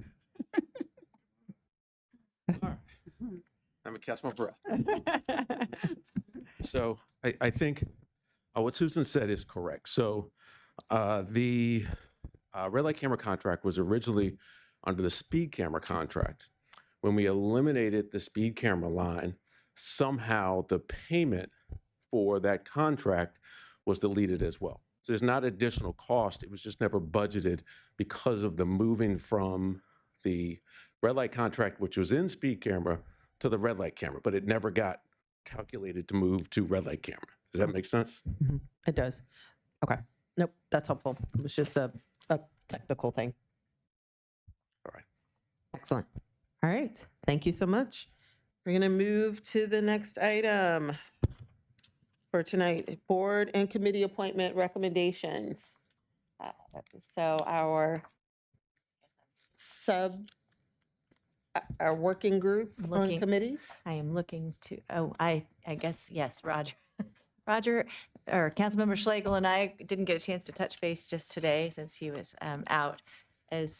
Do I have your permission to speak on our behalf from both of you? I'll look to you for nod. You do. I simply had no internet at all for the last 4 days. No worries, so no my worries at all. apologies. We did have a power meeting, I will share, recently for about 3 hours, along with Jesse Carpenter and Irma. So thank you. And I was there for that. Yes, exactly. You were there for that. Okay. So that's the part that counts. Okay, so in short, we just reviewed 19 applications for reappointment and 11 applications for new applicants during this recruitment cycle. And we had 2 applications that were received from non-city residents. Non-city residents are not allowed on all of our committees, but they are allowed on the Arts and Humanities Committee. And I think you all know, but since some of you are still newer, the criteria are listed here. These criteria were decided upon by a prior council, prior to my joining council as well 3 years ago. I think we continue to think that they are serving us well.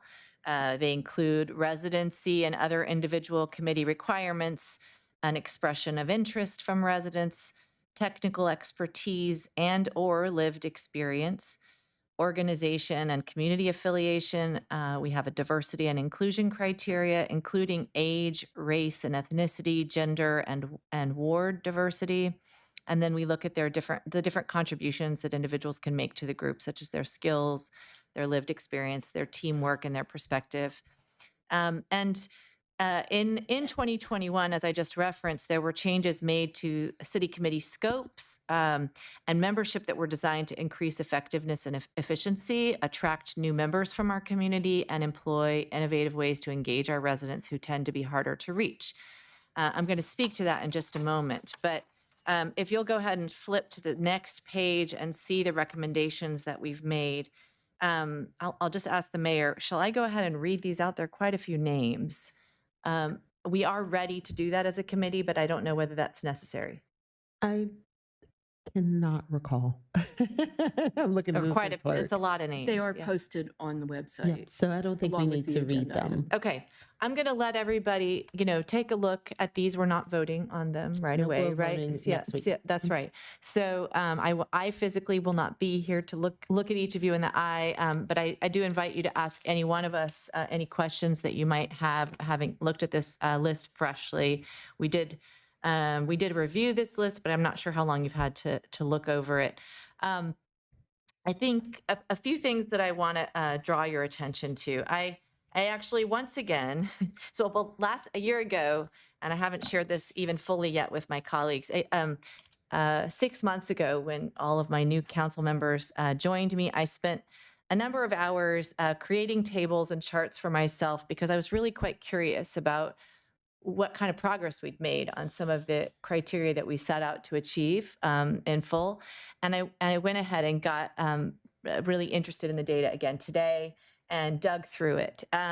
And I can't speak to exactly what it looked like, more than a year ago, but I can say that I asked for this data from Ms. Carpenter prior to a year ago, and we could see clear progress in terms of racial equity, ward diversity, et cetera, based on the new policies that the council had adopted. For example, really making this intentional, this effort, looking over these criteria, I think focusing on recruitment efforts and doubling down on that, looking at a biannual, every semi-annual review of applications, and as well as offering a stipend, right? So we saw some improvements, but what I am seeing now is really quite interesting. I think committee to committee, we can see there's a little bit of we're able to look at each one and say, oh, we don't have as many men on this committee. We don't have as many women.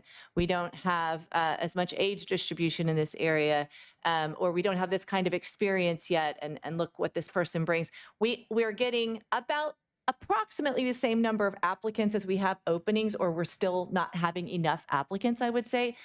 Occasionally, we're having one committee that's really popular. The Sustainability Committee is ending up with more applicants than we have spaces for sometimes. And occasionally people will put a second or third choice for their committee. And then we're able to suggest to them, hey, you could go on this committee, but we actually don't have enough spaces. What about your second choice? So, there's a few people, mostly the Sustainability Committee, where we're not able to offer that person right away, or they don't have a second choice. But what I thought was perhaps more interesting to me anyway was looking at racial equity across all of our committees writ large across the community. And I'm just going to share with you, I didn't put it in a huge painful table because I remember how that was received last time. So I'm going to try to just share with you some big highlights. So I don't know if I have the perfect data in front of me, but our general demographics as a city, since our population hasn't changed that much, nor has our composition for a number of years. In 2020, we had our city, I'm just talking about our city, not our committees, was about 42% white, non-Hispanic. Okay, so imagine that, 42%. I'll just jump to the committees. The committees have hovered around 60% plus white. Okay, that's looking at a year ago. It's looking at today as well. And I'll get into that in just a second. And then our city is about 16% Hispanic. We have a year ago, one Hispanic resident on our committees that identifies Hispanic, okay? There's a lot to be said there. We have 31% Blacks in our city. Our committees are hovering between 14% and 17% Black composition. And we have about 5% Asian population in our city. Our committees are hovering around 7% Asian. And then, there's this whole other category, which I wasn't able to break down, which is somewhere between around 6% in our city, and between 6 and 15% on our committee. So that could be a lot of different things. But I think what I want to point out here are just a few things. We had some choices to make, and one of them I thought was an interesting choice that we did make this cycle, which we didn't have to make it 6 months ago, which was we ended up saying yes to a number of residents who were white that applied on this particular round. And so we've got, so for example, we started at 37 absolute, this may be going to go too deep. Okay, we went up by about 10 residents this time in terms of the number of white residents that joined all of our committees. We could have said no, to some of these folks and said, we're going to leave those spaces vacant. And I think that this group, what we're recommending to you at this point in time is that we've got people who want to volunteer their time in our community. We don't have enough diversity yet represented across our community as we might like. But for the moment, we're recommending that we proceed with filling the vacancies and making sure that we're promoting, volunteerism and participation in our local government at this moment in time. And each of these will their terms will expire, and then we'll have another opportunity, to go out and recruit. We are still continuing to struggle with reaching our very hard to reach Latino residents. And I really want to point that out to all of my colleagues because it's going to take effort in collaboration with our communications department, in collaboration with each of you to really say, hey, do I have some Latino residents that might be interested in volunteering? Our city could really use their knowledge of this community, sub-community. And I think, and then I looked at retention issues too, and I thought maybe it could be a retention issue, which could be suggestive of people not feeling comfortable in these groups too, which we have speculated about. But I will say that what I found there was, you can see the retention rate from at least within the last year. You can see we've recruited, we've admitted people, and then over the course of the year, and Jesse would have further insight of this, but just in the last 2 rounds, you can see that we started higher, like at 72 overall, and then we moved down to 60 something by the time that we're here advising you to recruit again. So, and again, that's pretty evenly spread across the racial groups. So that's good. We're not seeing an unusual pattern there that's people of a certain demographic, for example, are falling out of the groups. Again, only 1 year of data. But I thought that my colleagues would find this data really valuable. And what I want to offer to you is, because I've gone deep on the data, if you would like to look for your specific ward, kind of who's on these committees, what do they bring to the table, I invite you to come to me and I'll talk you through it a little bit to see how you might want to go out and look for within your wards, what's going to help some of these committees to be more representative of our entire community, not just based on race, but also on gender, on age, distribution, et cetera. So sorry I talked a little bit long, but I hope that that's really useful, because this is a really important, race and equity, I can't imagine a more important priority in today's world. Thank you very much, Councilmember Honzak, and thank you to the working group on committees. This has been really helpful information, and thank you all for doing the deeper dive. Councilmember Schlegel? Yes, I just, this was another conversation that we were having in our subcommittee, and I hope it's okay, Councilmember Honzak, for me to mention it. We've been talking about how it could be related to, it could affect retention, or it could affect resident interest in serving on committees. The lack of a routine for committees reporting out to the council. And I think we've discussed this before, but I wanted to mention again that we've been kind of talking, Councilmember Honzak, Councilmember Gilbert, and I, about the potential value of having a set calendar schedule for committees to come and just tell us what they've been doing, just so they know that their work matters, and we're interested in hearing about it. Great. Thank you, Councilmember Schlegel. And I know that I've been talking to the city clerk about that as well, trying to schedule each of the committees to come before the council. So that is something that we're actively trying to work on. Any other points of Councilmember Gilbert? Yeah, I just wanted to add really quickly that for me, it was one of the things that was most important was the equitable way that we advertised.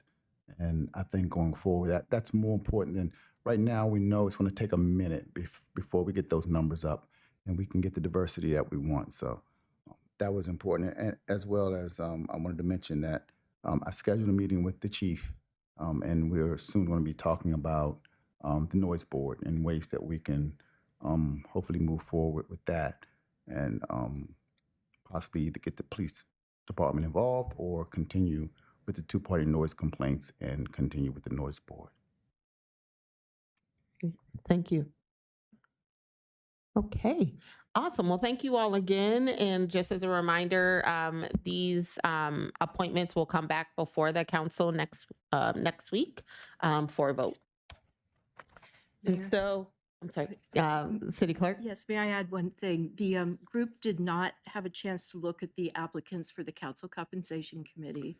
Oh. With the deadline was extended to allow additional recruitment to take place, and there are indeed more applications. So what I've done on the rolling agenda is added appointment recommendations for a week from tonight, assuming that the committee, it pretty much has to happen that way. It would be, so next week report out on Council Compensation Committee, recommendations yeah. and then have a vote on the at the last meeting. I just want to make sure that we're clear. So on the rolling, we have the voting on the other appointments next week, work session on the council compensation, and then voting on the 30th for the council compensation. Okay, so that's correct. All right. Okay, perfect. All right, seeing no more lights on this matter, we're going to move to our last work session of the evening, which is the Public Safety Task Force recommendations follow-up. Yes, I need a break. Thank you, Council, because I was going to try to tough it out, and I don't think I can. All right, so while we get set up for the next presentation, if folks are okay for us to take a quick, I'll just make it a 10-minute break. All right, thank you.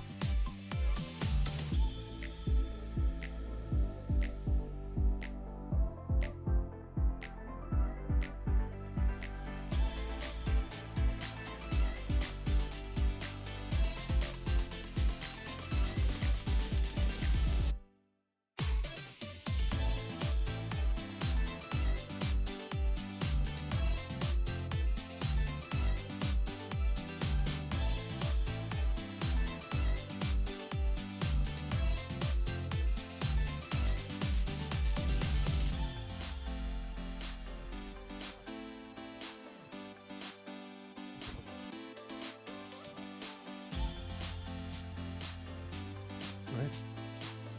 There you go.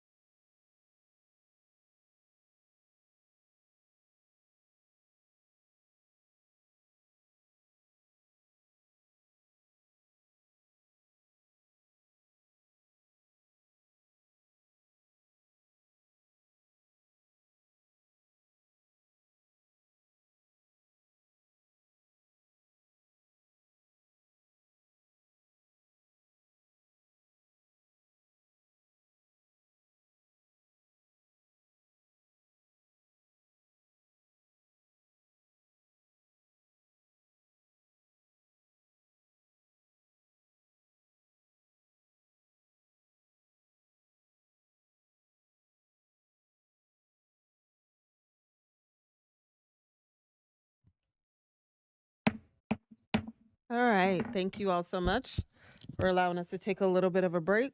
We are reconvening tonight's meeting with the work session update and review of the Reimagining Public Safety Task Force recommendations.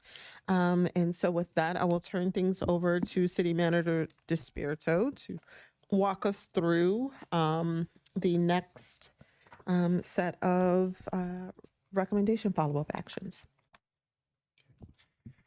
Thank you, Madam Mayor and members of council. This represents a presentation on phase 2, Reimagining Public Safety Task Force. Phase 1 was last week, where you'll recall that we walked through those items that staff had deemed completed or no further action, and received some timely and valuable feedback from the council. The presentation you have before you represents some of the adjustments that council made last time, as well as some comments and forward some additional information. So some things are further presented here. Even though we're not going back over the completed items, you will see nevertheless in the appendix, and basically that you were resupplied with the entire presentation, phase 1 and phase 2. Phase 1, we went back and made adjustments that do reflect the feedback we got last week. But this evening, the focus is on items, rather than completed, items that are in progress or require mayor and council discussion and direction. That's the focus, in progress and require mayor and council discussion and direction. There are approximately 9 slides, but what I'd like to do is walk through those as I did in the format last week. If it's your pleasure, to allow me to walk through these 9 slides, and then we can circle back to any and all of them with your questions, comments, and direction. And I know since these are items that, particularly there's a number here that would require mayor and council discussion and direction, we'll certainly be going back to those. Okay. And just from a format standpoint, I'll remind the council and the public that what you're seeing on the screen on the columns with the numbers, R # stands for recommendation number. That corresponds with the original task force report that was issued in July of 2021 by the Citizen Task Force. So those are the recommendation numbers under R. And under P, that stands for page and page number. So that's a cross-reference. You'll see both the recommendation number and which page on the original task force report these items correspond to. And we have, for the public's benefit, both this presentation as well as the original report are available on the website and through the meeting agenda link for tonight.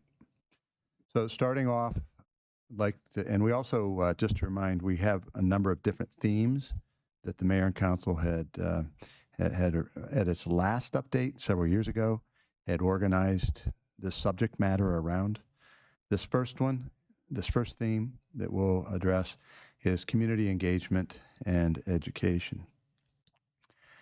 The recommendation, and this is an item that is in progress as we estimate it, improve the structure and content of city and police department website to foster accessibility to relevant information by community members. The status is that the city implemented a new website in 2025. The new user-friendly website has more content and language interpretation. Next steps, staff will continue to explore additional ways to strengthen communications and outreach, including email alert, social media, neighborhood platforms, and so on, and explore new methods to reach residents with limited access, such as non-digital, those with language barriers, and so on. The next step and the status also apply to this second recommendation, recommendation number 10, which was strengthen the existing methods of communication, email alert, social media, neighborhood platforms, and explore new methods with residents with limited internet access, those that are non-digital, with other information access difficulties such as language barrier. So this is presented as an in progress. We continue to continuously work on these various ways to address this. Recommendation 14, this is also in progress. This is under the theme of also community engagement and education. The recommendation 14 was support for implementing either non-emergency call services or new call taking and dispatching protocols to divert 911 calls to non-police services, if appropriate. If an alternative to 911 is created, the city should promote community engagement and outreach to increase awareness and the use of a new number, non-911 number or process. The status is that the 988 number is a national mental health crisis number. The city has actively promoted 988, processing mental health calls through our dispatch center, and 911 is being evaluated, which is related to the city's mental health pilot program and that the city launched in collaboration with Montgomery County. I will bring council's attention to the memorandum that you received on Monday, this July 14th, from Deputy City Manager Asmara Hepti. That was an update on staff's attempt to secure with the county the second mental health clinician that has been part of the overall pilot plan. Just briefly, what Asmara said, and for the public's benefit, city staff has been working with the Montgomery County Department of Health and Human Services on the recruitment and hiring of a second clinician. We have been notified by county staff that the second clinician has been hired and will start on July 28th and join the city of Tacoma Park 2 days later, following her county training on July 30th. City staff participated in interviewing this candidate, and she was unanimously selected by county and city staff as the best candidate for the position. Relatedly, myself, Chief Duvall, and Deputy City Manager Hopti met with county executive staff last Wednesday and had a great discussion on the next steps with regards to the pilot MOU. The MOU extension is awaiting the county's execution. Beyond June 2026, county and city staff will coordinate and collaborate to structure an MOU as originally envisioned. It was recommended that the mayor and council may wish to reach out to the members of the County Council Committee on Health and Human Services and advocate for the funding to continue the program beyond December 2026, which is when the ARPA funds, which currently fund the two positions, runs out. The county's FY27 budget process starts in or around October. So March of 2026 would be a opportune time to reach out to the committee. We could do it even earlier, such as this fall. And she provides some additional information, but council is in receipt of that memorandum. That's a bit of an update on the MOU. Next steps. In addition to that, staff will evaluate calls to the dispatch and 911 center and develop processes for implementation and develop an outreach plan.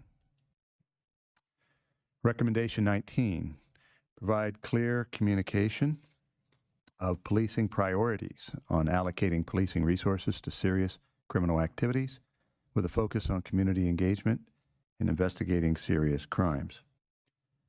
The status is that the 2017 council resolution setting police priorities was scheduled for council discussion on May 28th, 2021, but was not ultimately discussed. Mayor and council will be discussing this item, however, again next week on July 23rd and also on July 30th. And next steps this would ultimately require some mayor and council discussion and direction.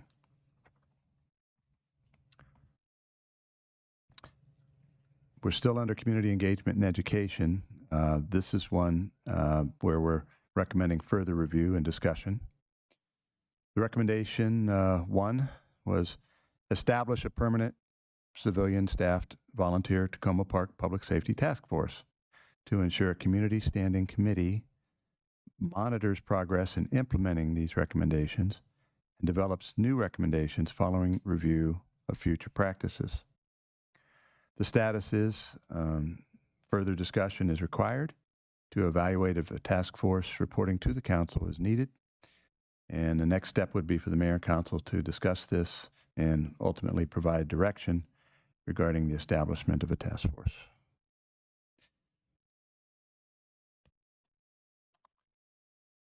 Under the theme of new and expanded programs, recommendation number 39. Invest in additional scholarships for job training programs for Tacoma residents who are or underemployed or who are reentering the community after release from incarceration to address the true root causes of crime. For those under or underemployed, this is the status. WorkSource Montgomery is a resource.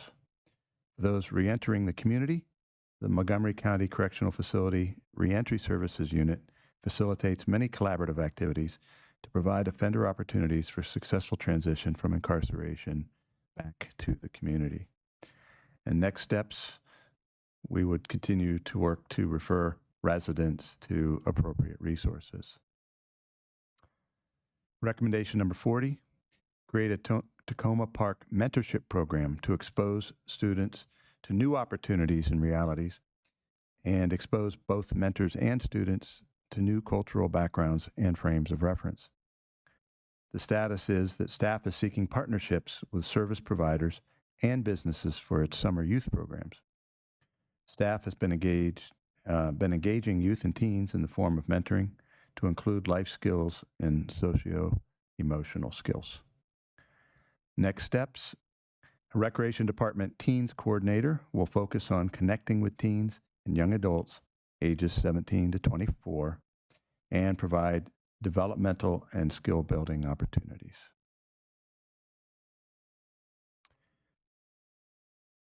Still under new and expanded programs in progress.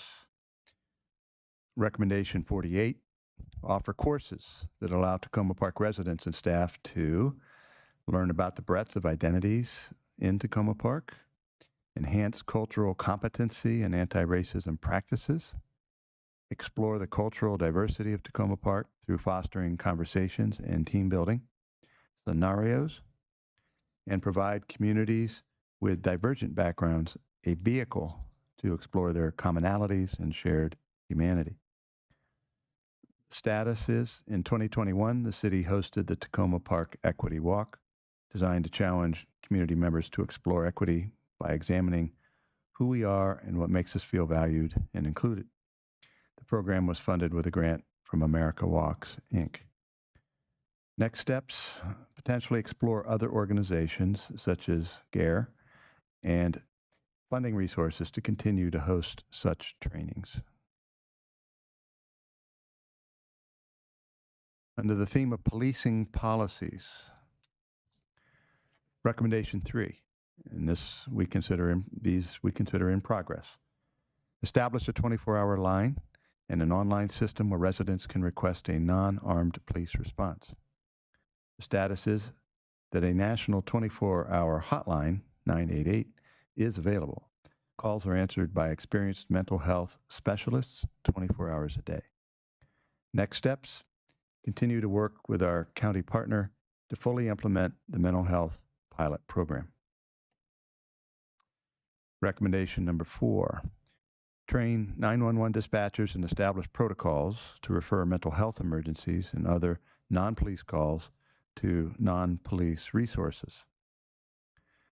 Status is the goal of the pilot is to establish response protocols that will route mental health related service calls to clinicians via the pilot program rather than to police officers.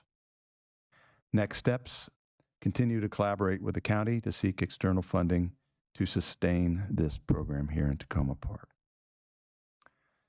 Recommendation number 25, quantify instances where officers attempted to use and successfully used de-escalation techniques and create an award or bonus to incentivize de-escalation and crisis avoidance. The status is the city is working towards the relaunch of the employee evaluation system. The police department looks to incorporate a de-escalation process and crisis avoidance into its evaluation matrix. Next steps, continue to develop and hone the citywide evaluation matrix for a relaunch of a citywide employee evaluation system. Policing policies in progress continued. Recommendation 28, continue efforts to create and/or strengthen mutual aid agreements. Status, there are existing memorandums of understanding with Montgomery County and Park Police. Next steps, staff is working with other Maryland jurisdictions to attempt to obtain multi-jurisdictional MOUs with MOU with DC, the District of Columbia. Recommendation 29, review and update cross-jurisdictional coordination protocols for incidents and encourage joint training. The status is the city has existing protocols with various jurisdictions to respond to in-progress cross-jurisdictional incidents. The city also engages in joint training with various allied jurisdictions. Next steps would be to continue to collaborate with local jurisdictions in this manner. Recommendation 50. The Mayor and Council should review practices related to the use of civil asset forfeiture.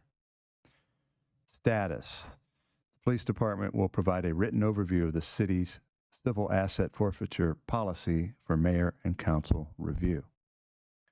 Next steps. Mayor and Council to advise the City Manager on the next steps following staff submission of this draft policy for consideration.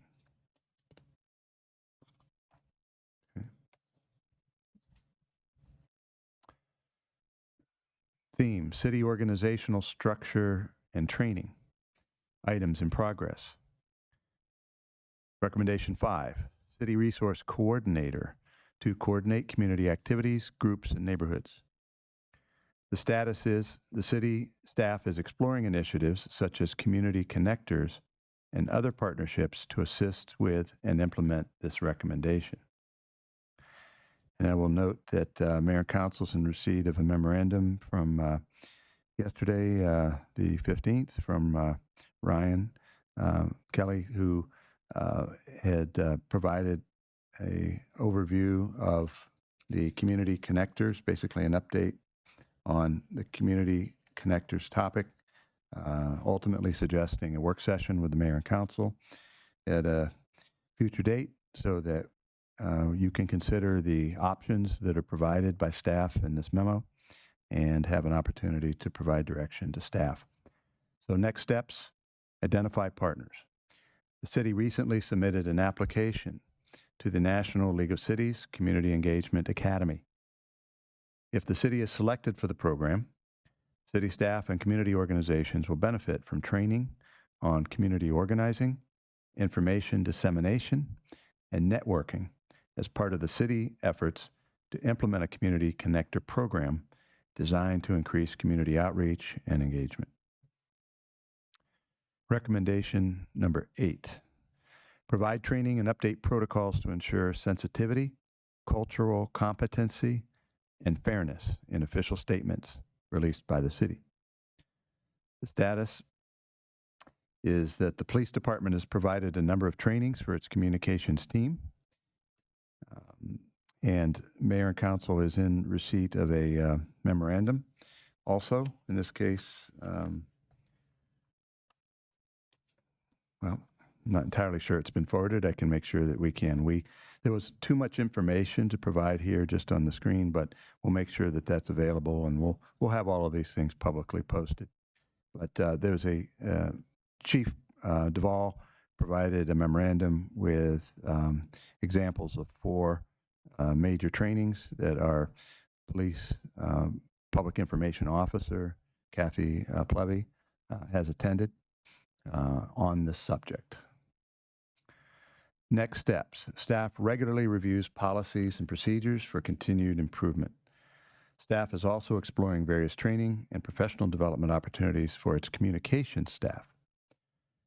And below on the screen here are some examples of targeted training courses through various providers, including the Public Relations Society of America, Inc. And that's there's a link there. Okay.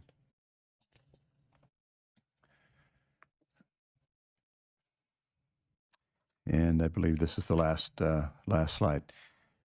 Theme: city organizational structure and training. This is listed for further review and discussion. Recommendation number 16. The Tacoma Park City Council shall pass a resolution stating that the City of Tacoma Park supports the right of all Tacoma Park employees to have access to confidential mental health, stress management, and/or peer support services without fear of retaliation. The status is that all city staff has access to our 24/7 employee assistance program, and we provide a link that will provide additional information. This provides confidential mental health counseling and support. Next steps, direction from the mayor and council on whether or not it wants to consider a resolution to reinforce the city's mental health resources available to all city employees. And recommendation 17, explore the viability of rental housing subsidies and programs to ensure that police officers can live in Tacoma Park. The status is this is part of the city's Housing and Economic Development Strategic Plan. And next steps, mayor and council discussion and direction to staff. And I will note that Devin had shared with me, Devin McNally, our HCD director, that a number of private housing property owners do provide rental discounts for active members of the police department or any police department, law enforcement officers as an incentive to live there. That is something done by the private sector, and certainly we welcome and applaud that type of partnership with us. And I think that's a kind of a win-win situation for the officers and the building. So at this point, again, I'll mention that we have available all of the presentation, including those from last week, if there's anything that if it's necessary to go back to any of that. But otherwise, staff is pleased to listen to comments, discussion, and ultimately any direction the mayor and council wishes to provide on this subject. Great. Thank you very much, City Manager DeSpirito. And recognizing that we have a couple of council members that are virtual. Um, a couple quick points. So for item number 19 on slide 3, so we did have a work session to start discussing the um, policing priorities. But I think that yeah. So I think the uh,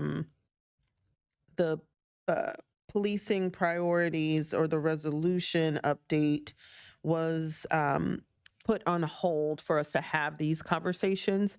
And so the upcoming work sessions are going to be focused more on identifying the work plan for the council to send clear direction to staff about the items that are contained in the report that we want to continue to work towards, not necessarily to work on that individual um, resolution.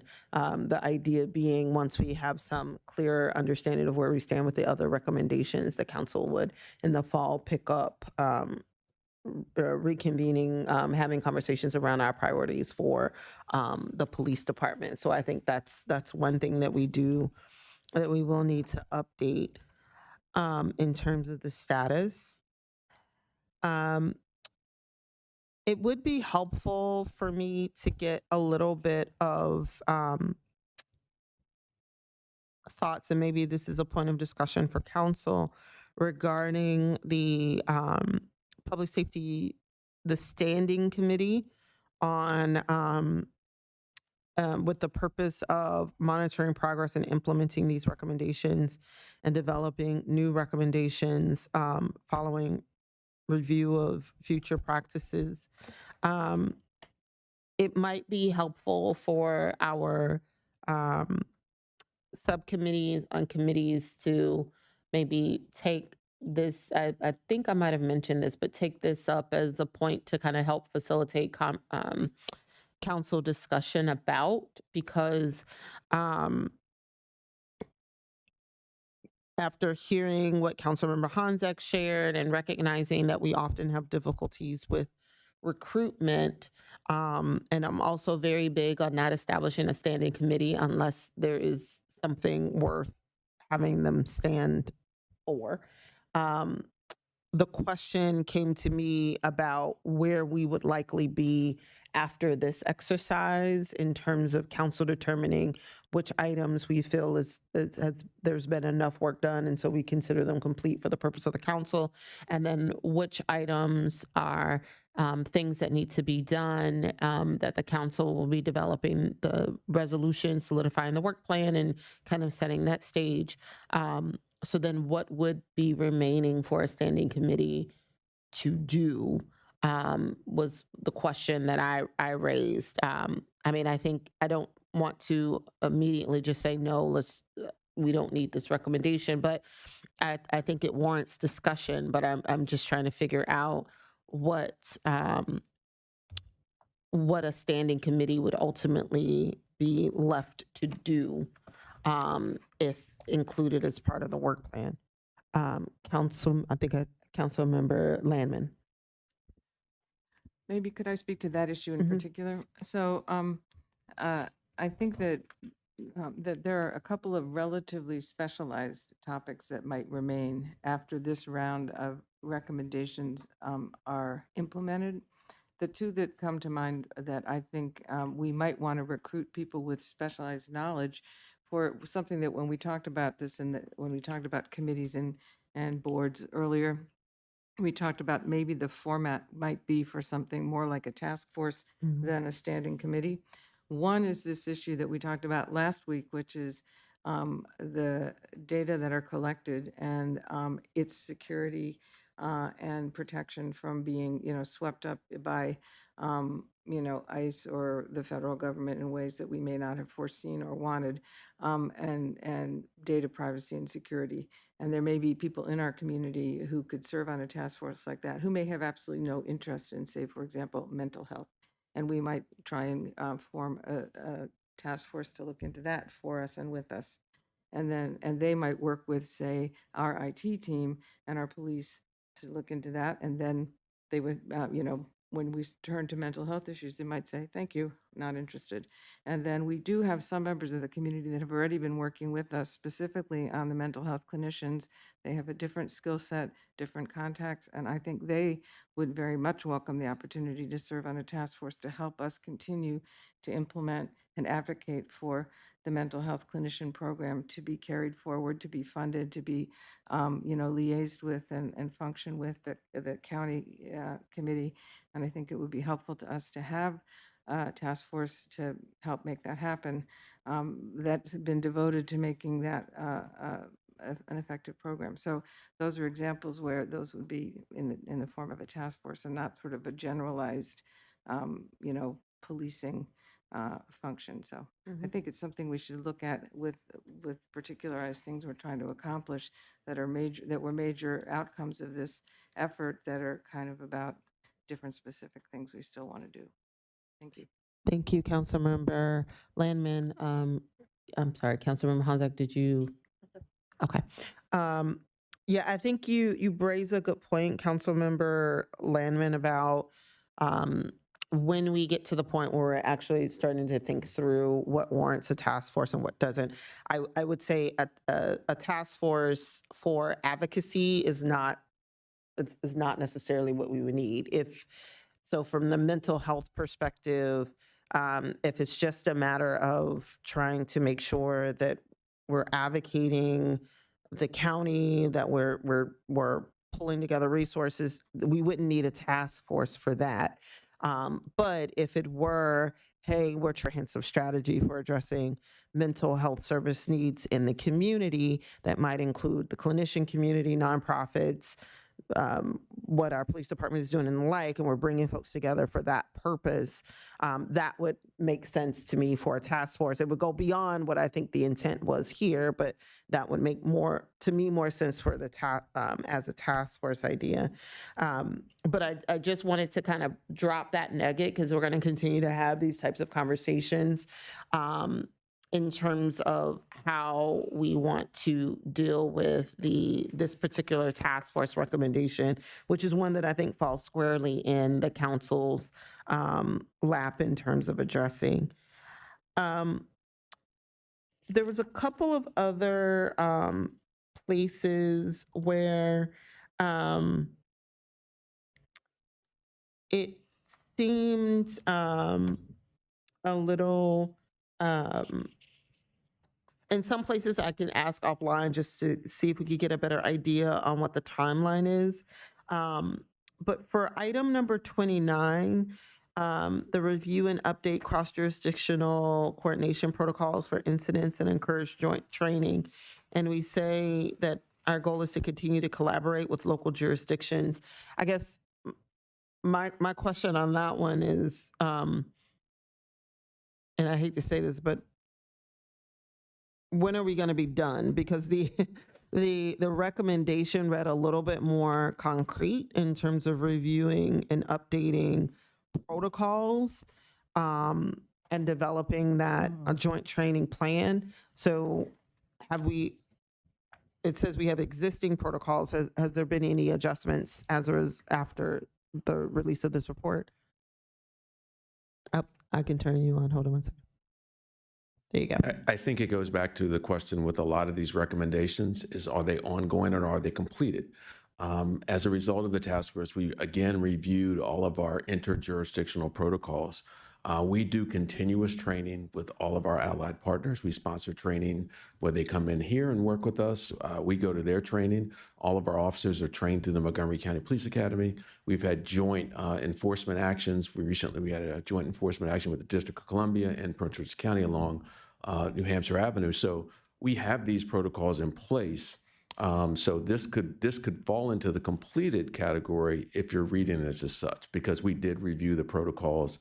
And to be candid, we work very well with our allied partners.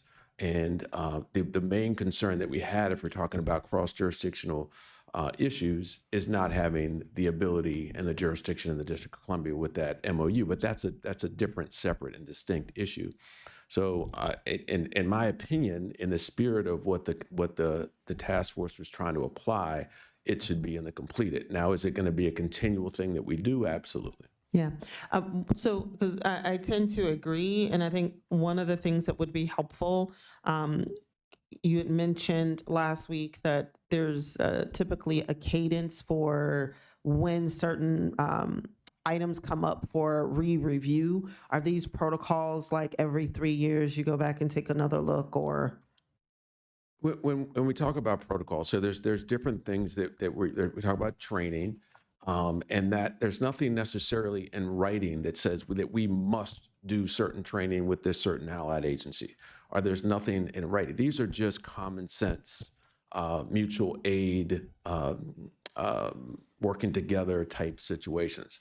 There's nothing that we have in writing with Prince George's County regarding that. And we have an MOU with Montgomery County that talks about resource sharing, but it also talks about, and the Park Police, then it also talks about, some of the response to certain calls.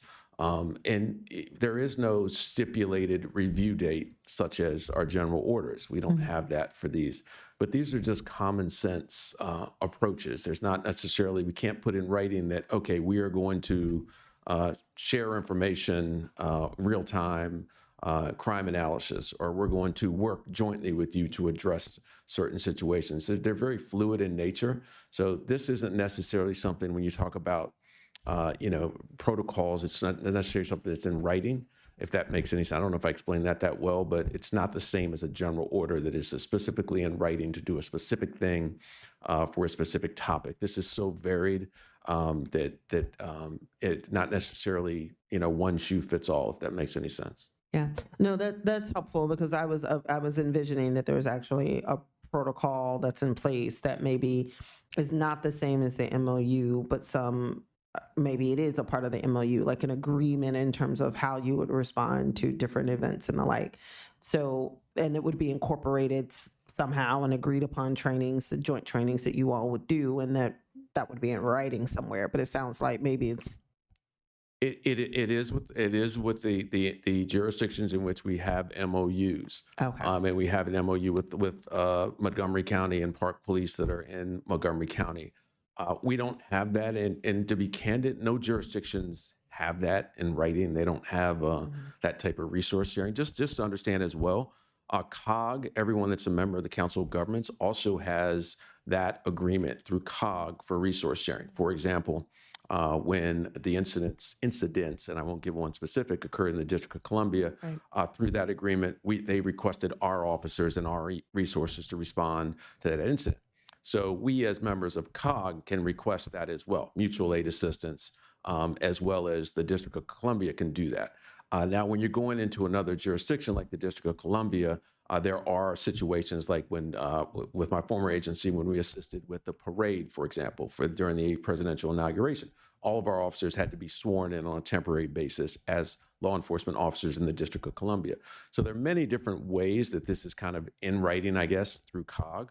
But if you're talking about the multiple jurisdictions, so just in Tacoma Park, for example, on any given day, we have the Department of Natural Resources in the city the other day. So we could have Metro Transit Police, we could have Montgomery County Police, we could have Prince George's County Police, we could have MTA Police, Maryland Transit Administration Police. So there are multiple different agencies. The most important thing for us is that we have relationships and we have, with certain people. So when things happen, we know how to respond, we know how to share resources and so on and so forth. So we can definitely share our mutual aid agreements with Montgomery County, as well as the Park Police, as well as the COG kind of overreaching agreement, which is not just Maryland, it's Maryland, DC, and Virginia. Yep. I recall as part of the COG board hearing about that. I think that would be helpful if we can get a little bit more information about the agreements that are already in place, because I'm more inclined to think that this one, if this just becomes part of our regular work, we've done the lift to get to the point where we have certain things in place. I'm more inclined to say, hey, this might need to move to the completed section, especially if we're going to continue to keep the MOU related items for the other jurisdictions open. And I see some hands. Councilmember Westlake.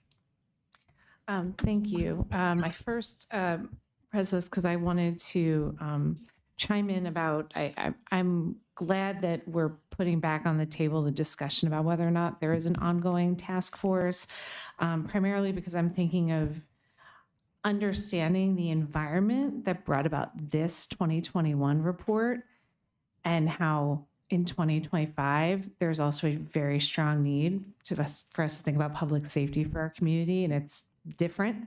And unfortunately, I worry that there will continue to be new and unforeseen things that might put our residents at risk in different ways. So I think having a mechanism to better support us with that could be very useful. I also have my list of questions. Should I just go into that? Okay. Okay. Thank you, City Manager Spirito and Chief Duvall, for all of this information. I tried to do a better job than last week of jotting down my questions. So for recommendation 3, all right, which, established 24-hour line and online system where residents can request a non-armed police response.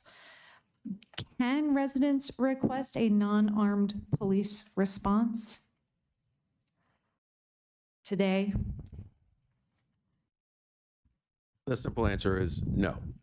And there are not many jurisdictions where you have a non-armed police response, or we could hire anyone to go to some of these calls for service. I think that there's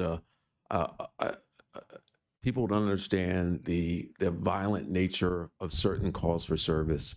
And I think when we responded to this particular item, it was mainly related to calls that we could designate. So I think the referral to our mental health pilot, what we're trying to do with that redirection of calls is for mental health calls.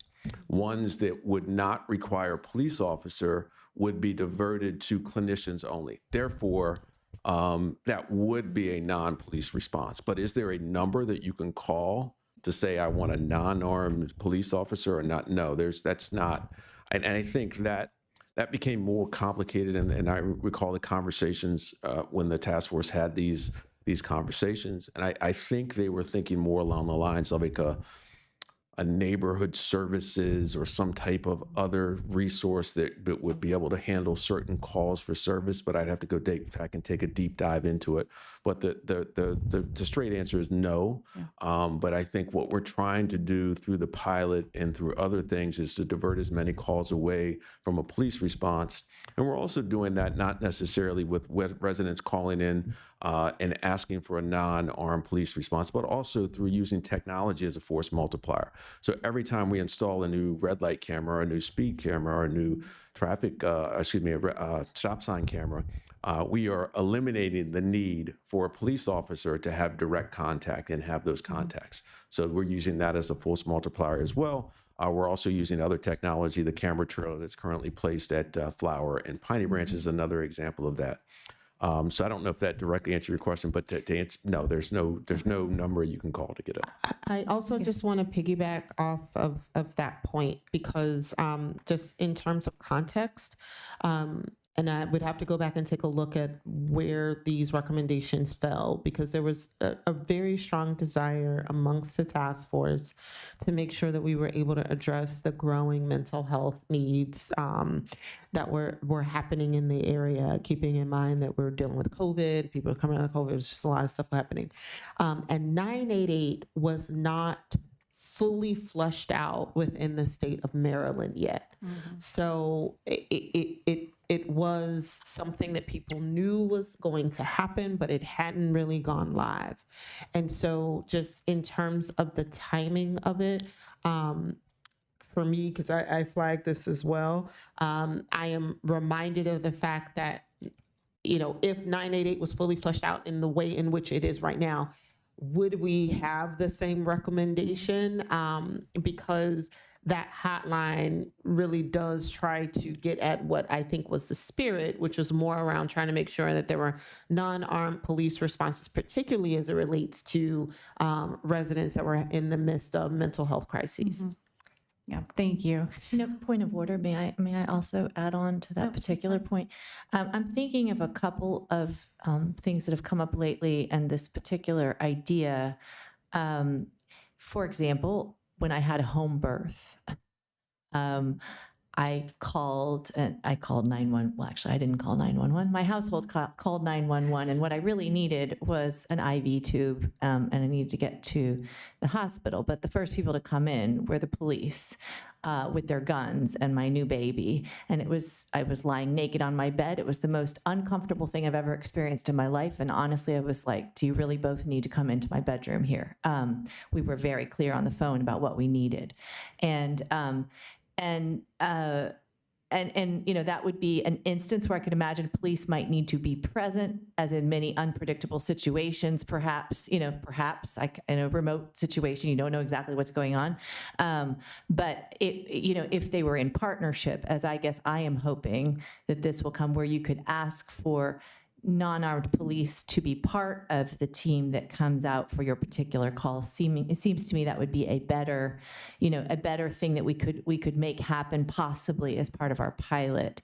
And the other kind of call that I'm thinking, obviously that was a unique thing I just told you, but I could imagine other scenarios like that would be where you see a homeless person who clearly doesn't look, maybe they're even passed out, right? And again, it's a situation where I've usually called 911 if I needed to help the person.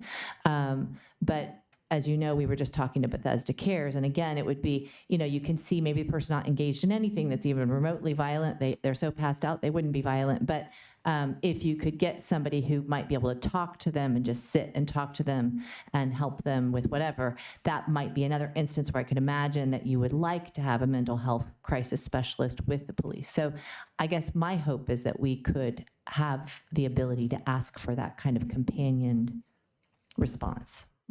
Let me just first address the call that you mentioned. That is not a police call. That would be a dispatch call. When you call into 911, you can specifically ask for the fire department, not the police department. I don't know what happened with that, but we would never be dispatched to that type of call. I'm not sure what happened, but for residents that call in that need fire department assistance, you ask for the fire department when you call 911, not police. We would never respond to that type of situation. I'm not sure why it happened. It was before your time. But if we were to get a call for service like that, we wouldn't respond. There's no need. That's a fire department response.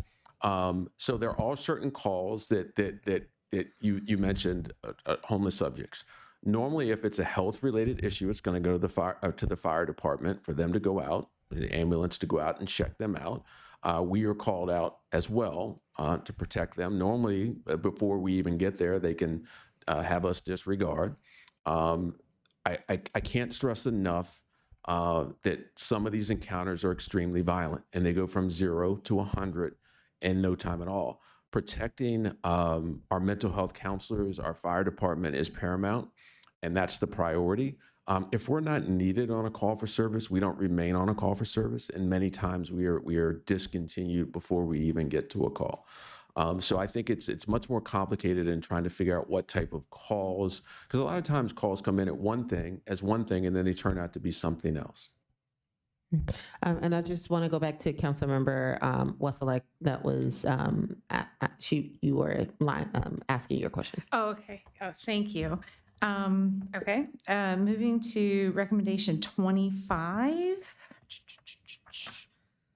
which is, okay, quantify, this is about incentivizing de-escalation and crisis avoidance. And I believe we have already, I'm not sure if from 2021 or not, but we have seen a decrease. We've seen a reduction in use of force, I believe, for our police department, which to me seems kind of similar. So I just wanted to give you an opportunity to speak to that in case that gets at that. Our incidents of use of force are extremely low. Yeah. Extremely low. We have over 14,000 calls for service, and I think use of force is, don't quote me on this, but we're in the handful, maybe 9 or 10 or 11.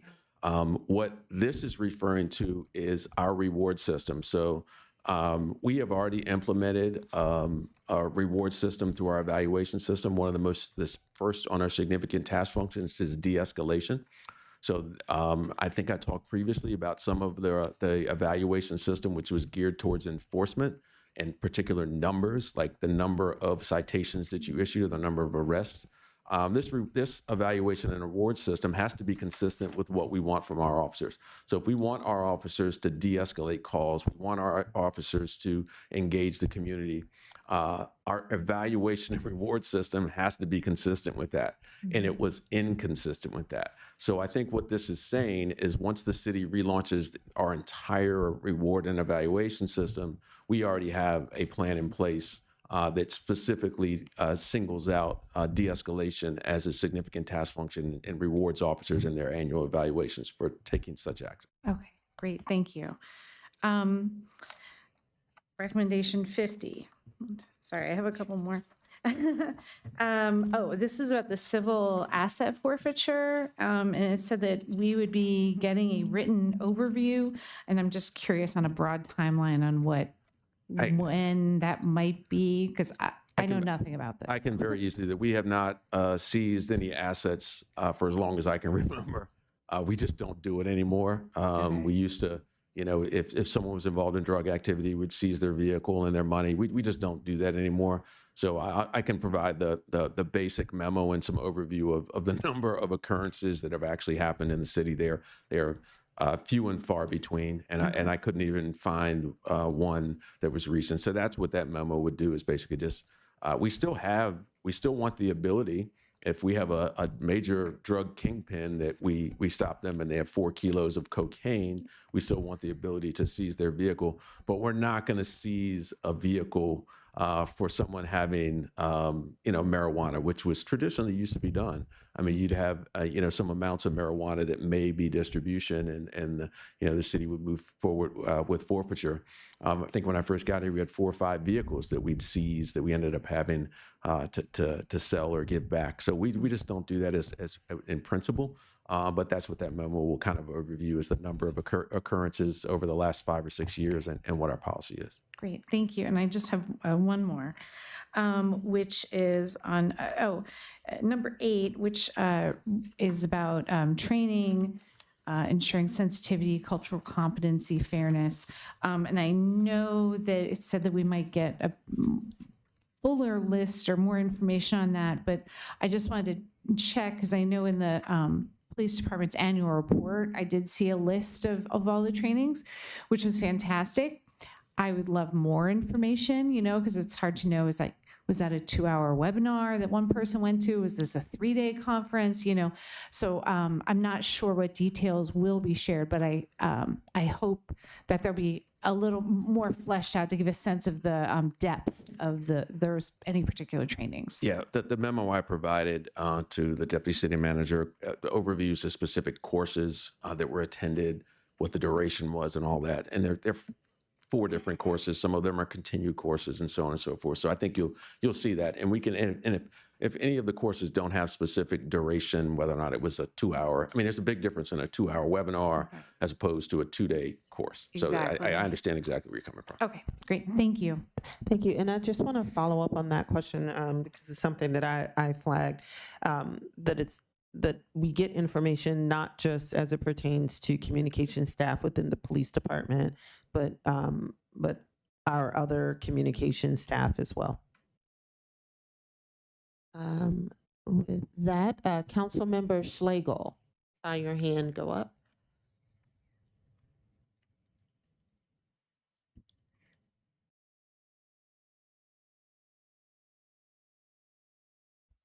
Could you come back to me in just a second? I sure can. I have some background noise, sorry. No worries. We'll come back to you. Councilmember Landman. Thank you. I have a couple of topics I just wanted to go into a little bit. Looking at recommendation number 39, invest in programs. These are both things that fall under the area of sense of belonging, and scholarships for job training for underemployed and people re-entering the community after release from incarceration. That's one. And the other I'm going to come back to has to do with cultural diversity and fostering conversations and other things that build a sense of community and belonging. And these, I'm going to direct these more to you, City Manager DeSpirito, than really to the police chief, because they really have to do more with the community as a whole. And I think the recommendations really are intended to be more community-wide than just the police department. I was approached by a resident who wants the city of Tacoma Park to support legislation to allow incarcerated individuals, while they're still incarcerated, to vote.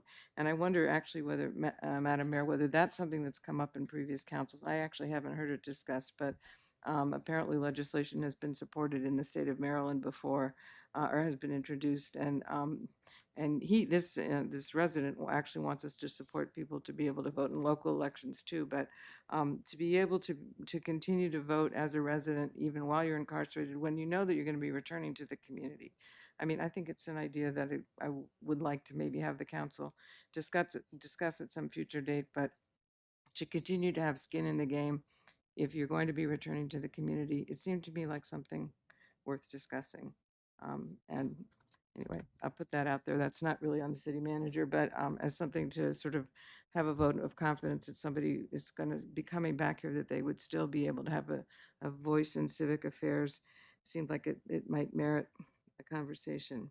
And then I wanted to look at number 48. I would tell you what page number, oh yeah, here we go. Page number 6, offer courses that allow residents and staff to learn about the breadth of identities, et cetera. And you note as a status report, in 2021, we hosted the Tacoma Park Equity Walk, and that's a cool thing. That's a long time ago now. And I was really thinking that this is something that, in terms of our recommendations, that perhaps there's a way to look at this more holistically and at other city programs, such as the Arts and Humanities Program and other things that we do support as many opportunities to advance this idea of cultural diversity and opportunities to foster conversations. The Equity Walk was certainly a good one, but I think a lot of the programming that you could be citing here from this year, for example, I think we do a good job at this in the programming that the arts department has been putting on. It's just been really across the board, every culture you can think of, the dance programs, the poetry programs, the art and literature programs, that perhaps we could make a special effort to highlight those and also to include more of a cultural conversation, not just the dance program, but offer members of that community a chance to talk a little bit more, like to highlight those programs and then enhance them a little bit with more of an effort to have the conversations go along with the art, so that the members of our community that those cultural presentations highlight then have a chance to strut their stuff a little bit as part of that. I think it would be something that would enhance the programs we already have, but I'd take credit for what we're already doing, but I might see if there's a way to build on that as a way, the arts programming that's already laying the groundwork, and it could really form the nucleus for doing more in that way, because we do have lots and lots of that artistic talent here at home, as well as the cultural diversity. Anyway, I think you could point to some more recent examples that's already building some building blocks for that. Okay, well, thank you. And finally, I just wanted to thank Mr. McNally for the memo about the Connectors program. I think you have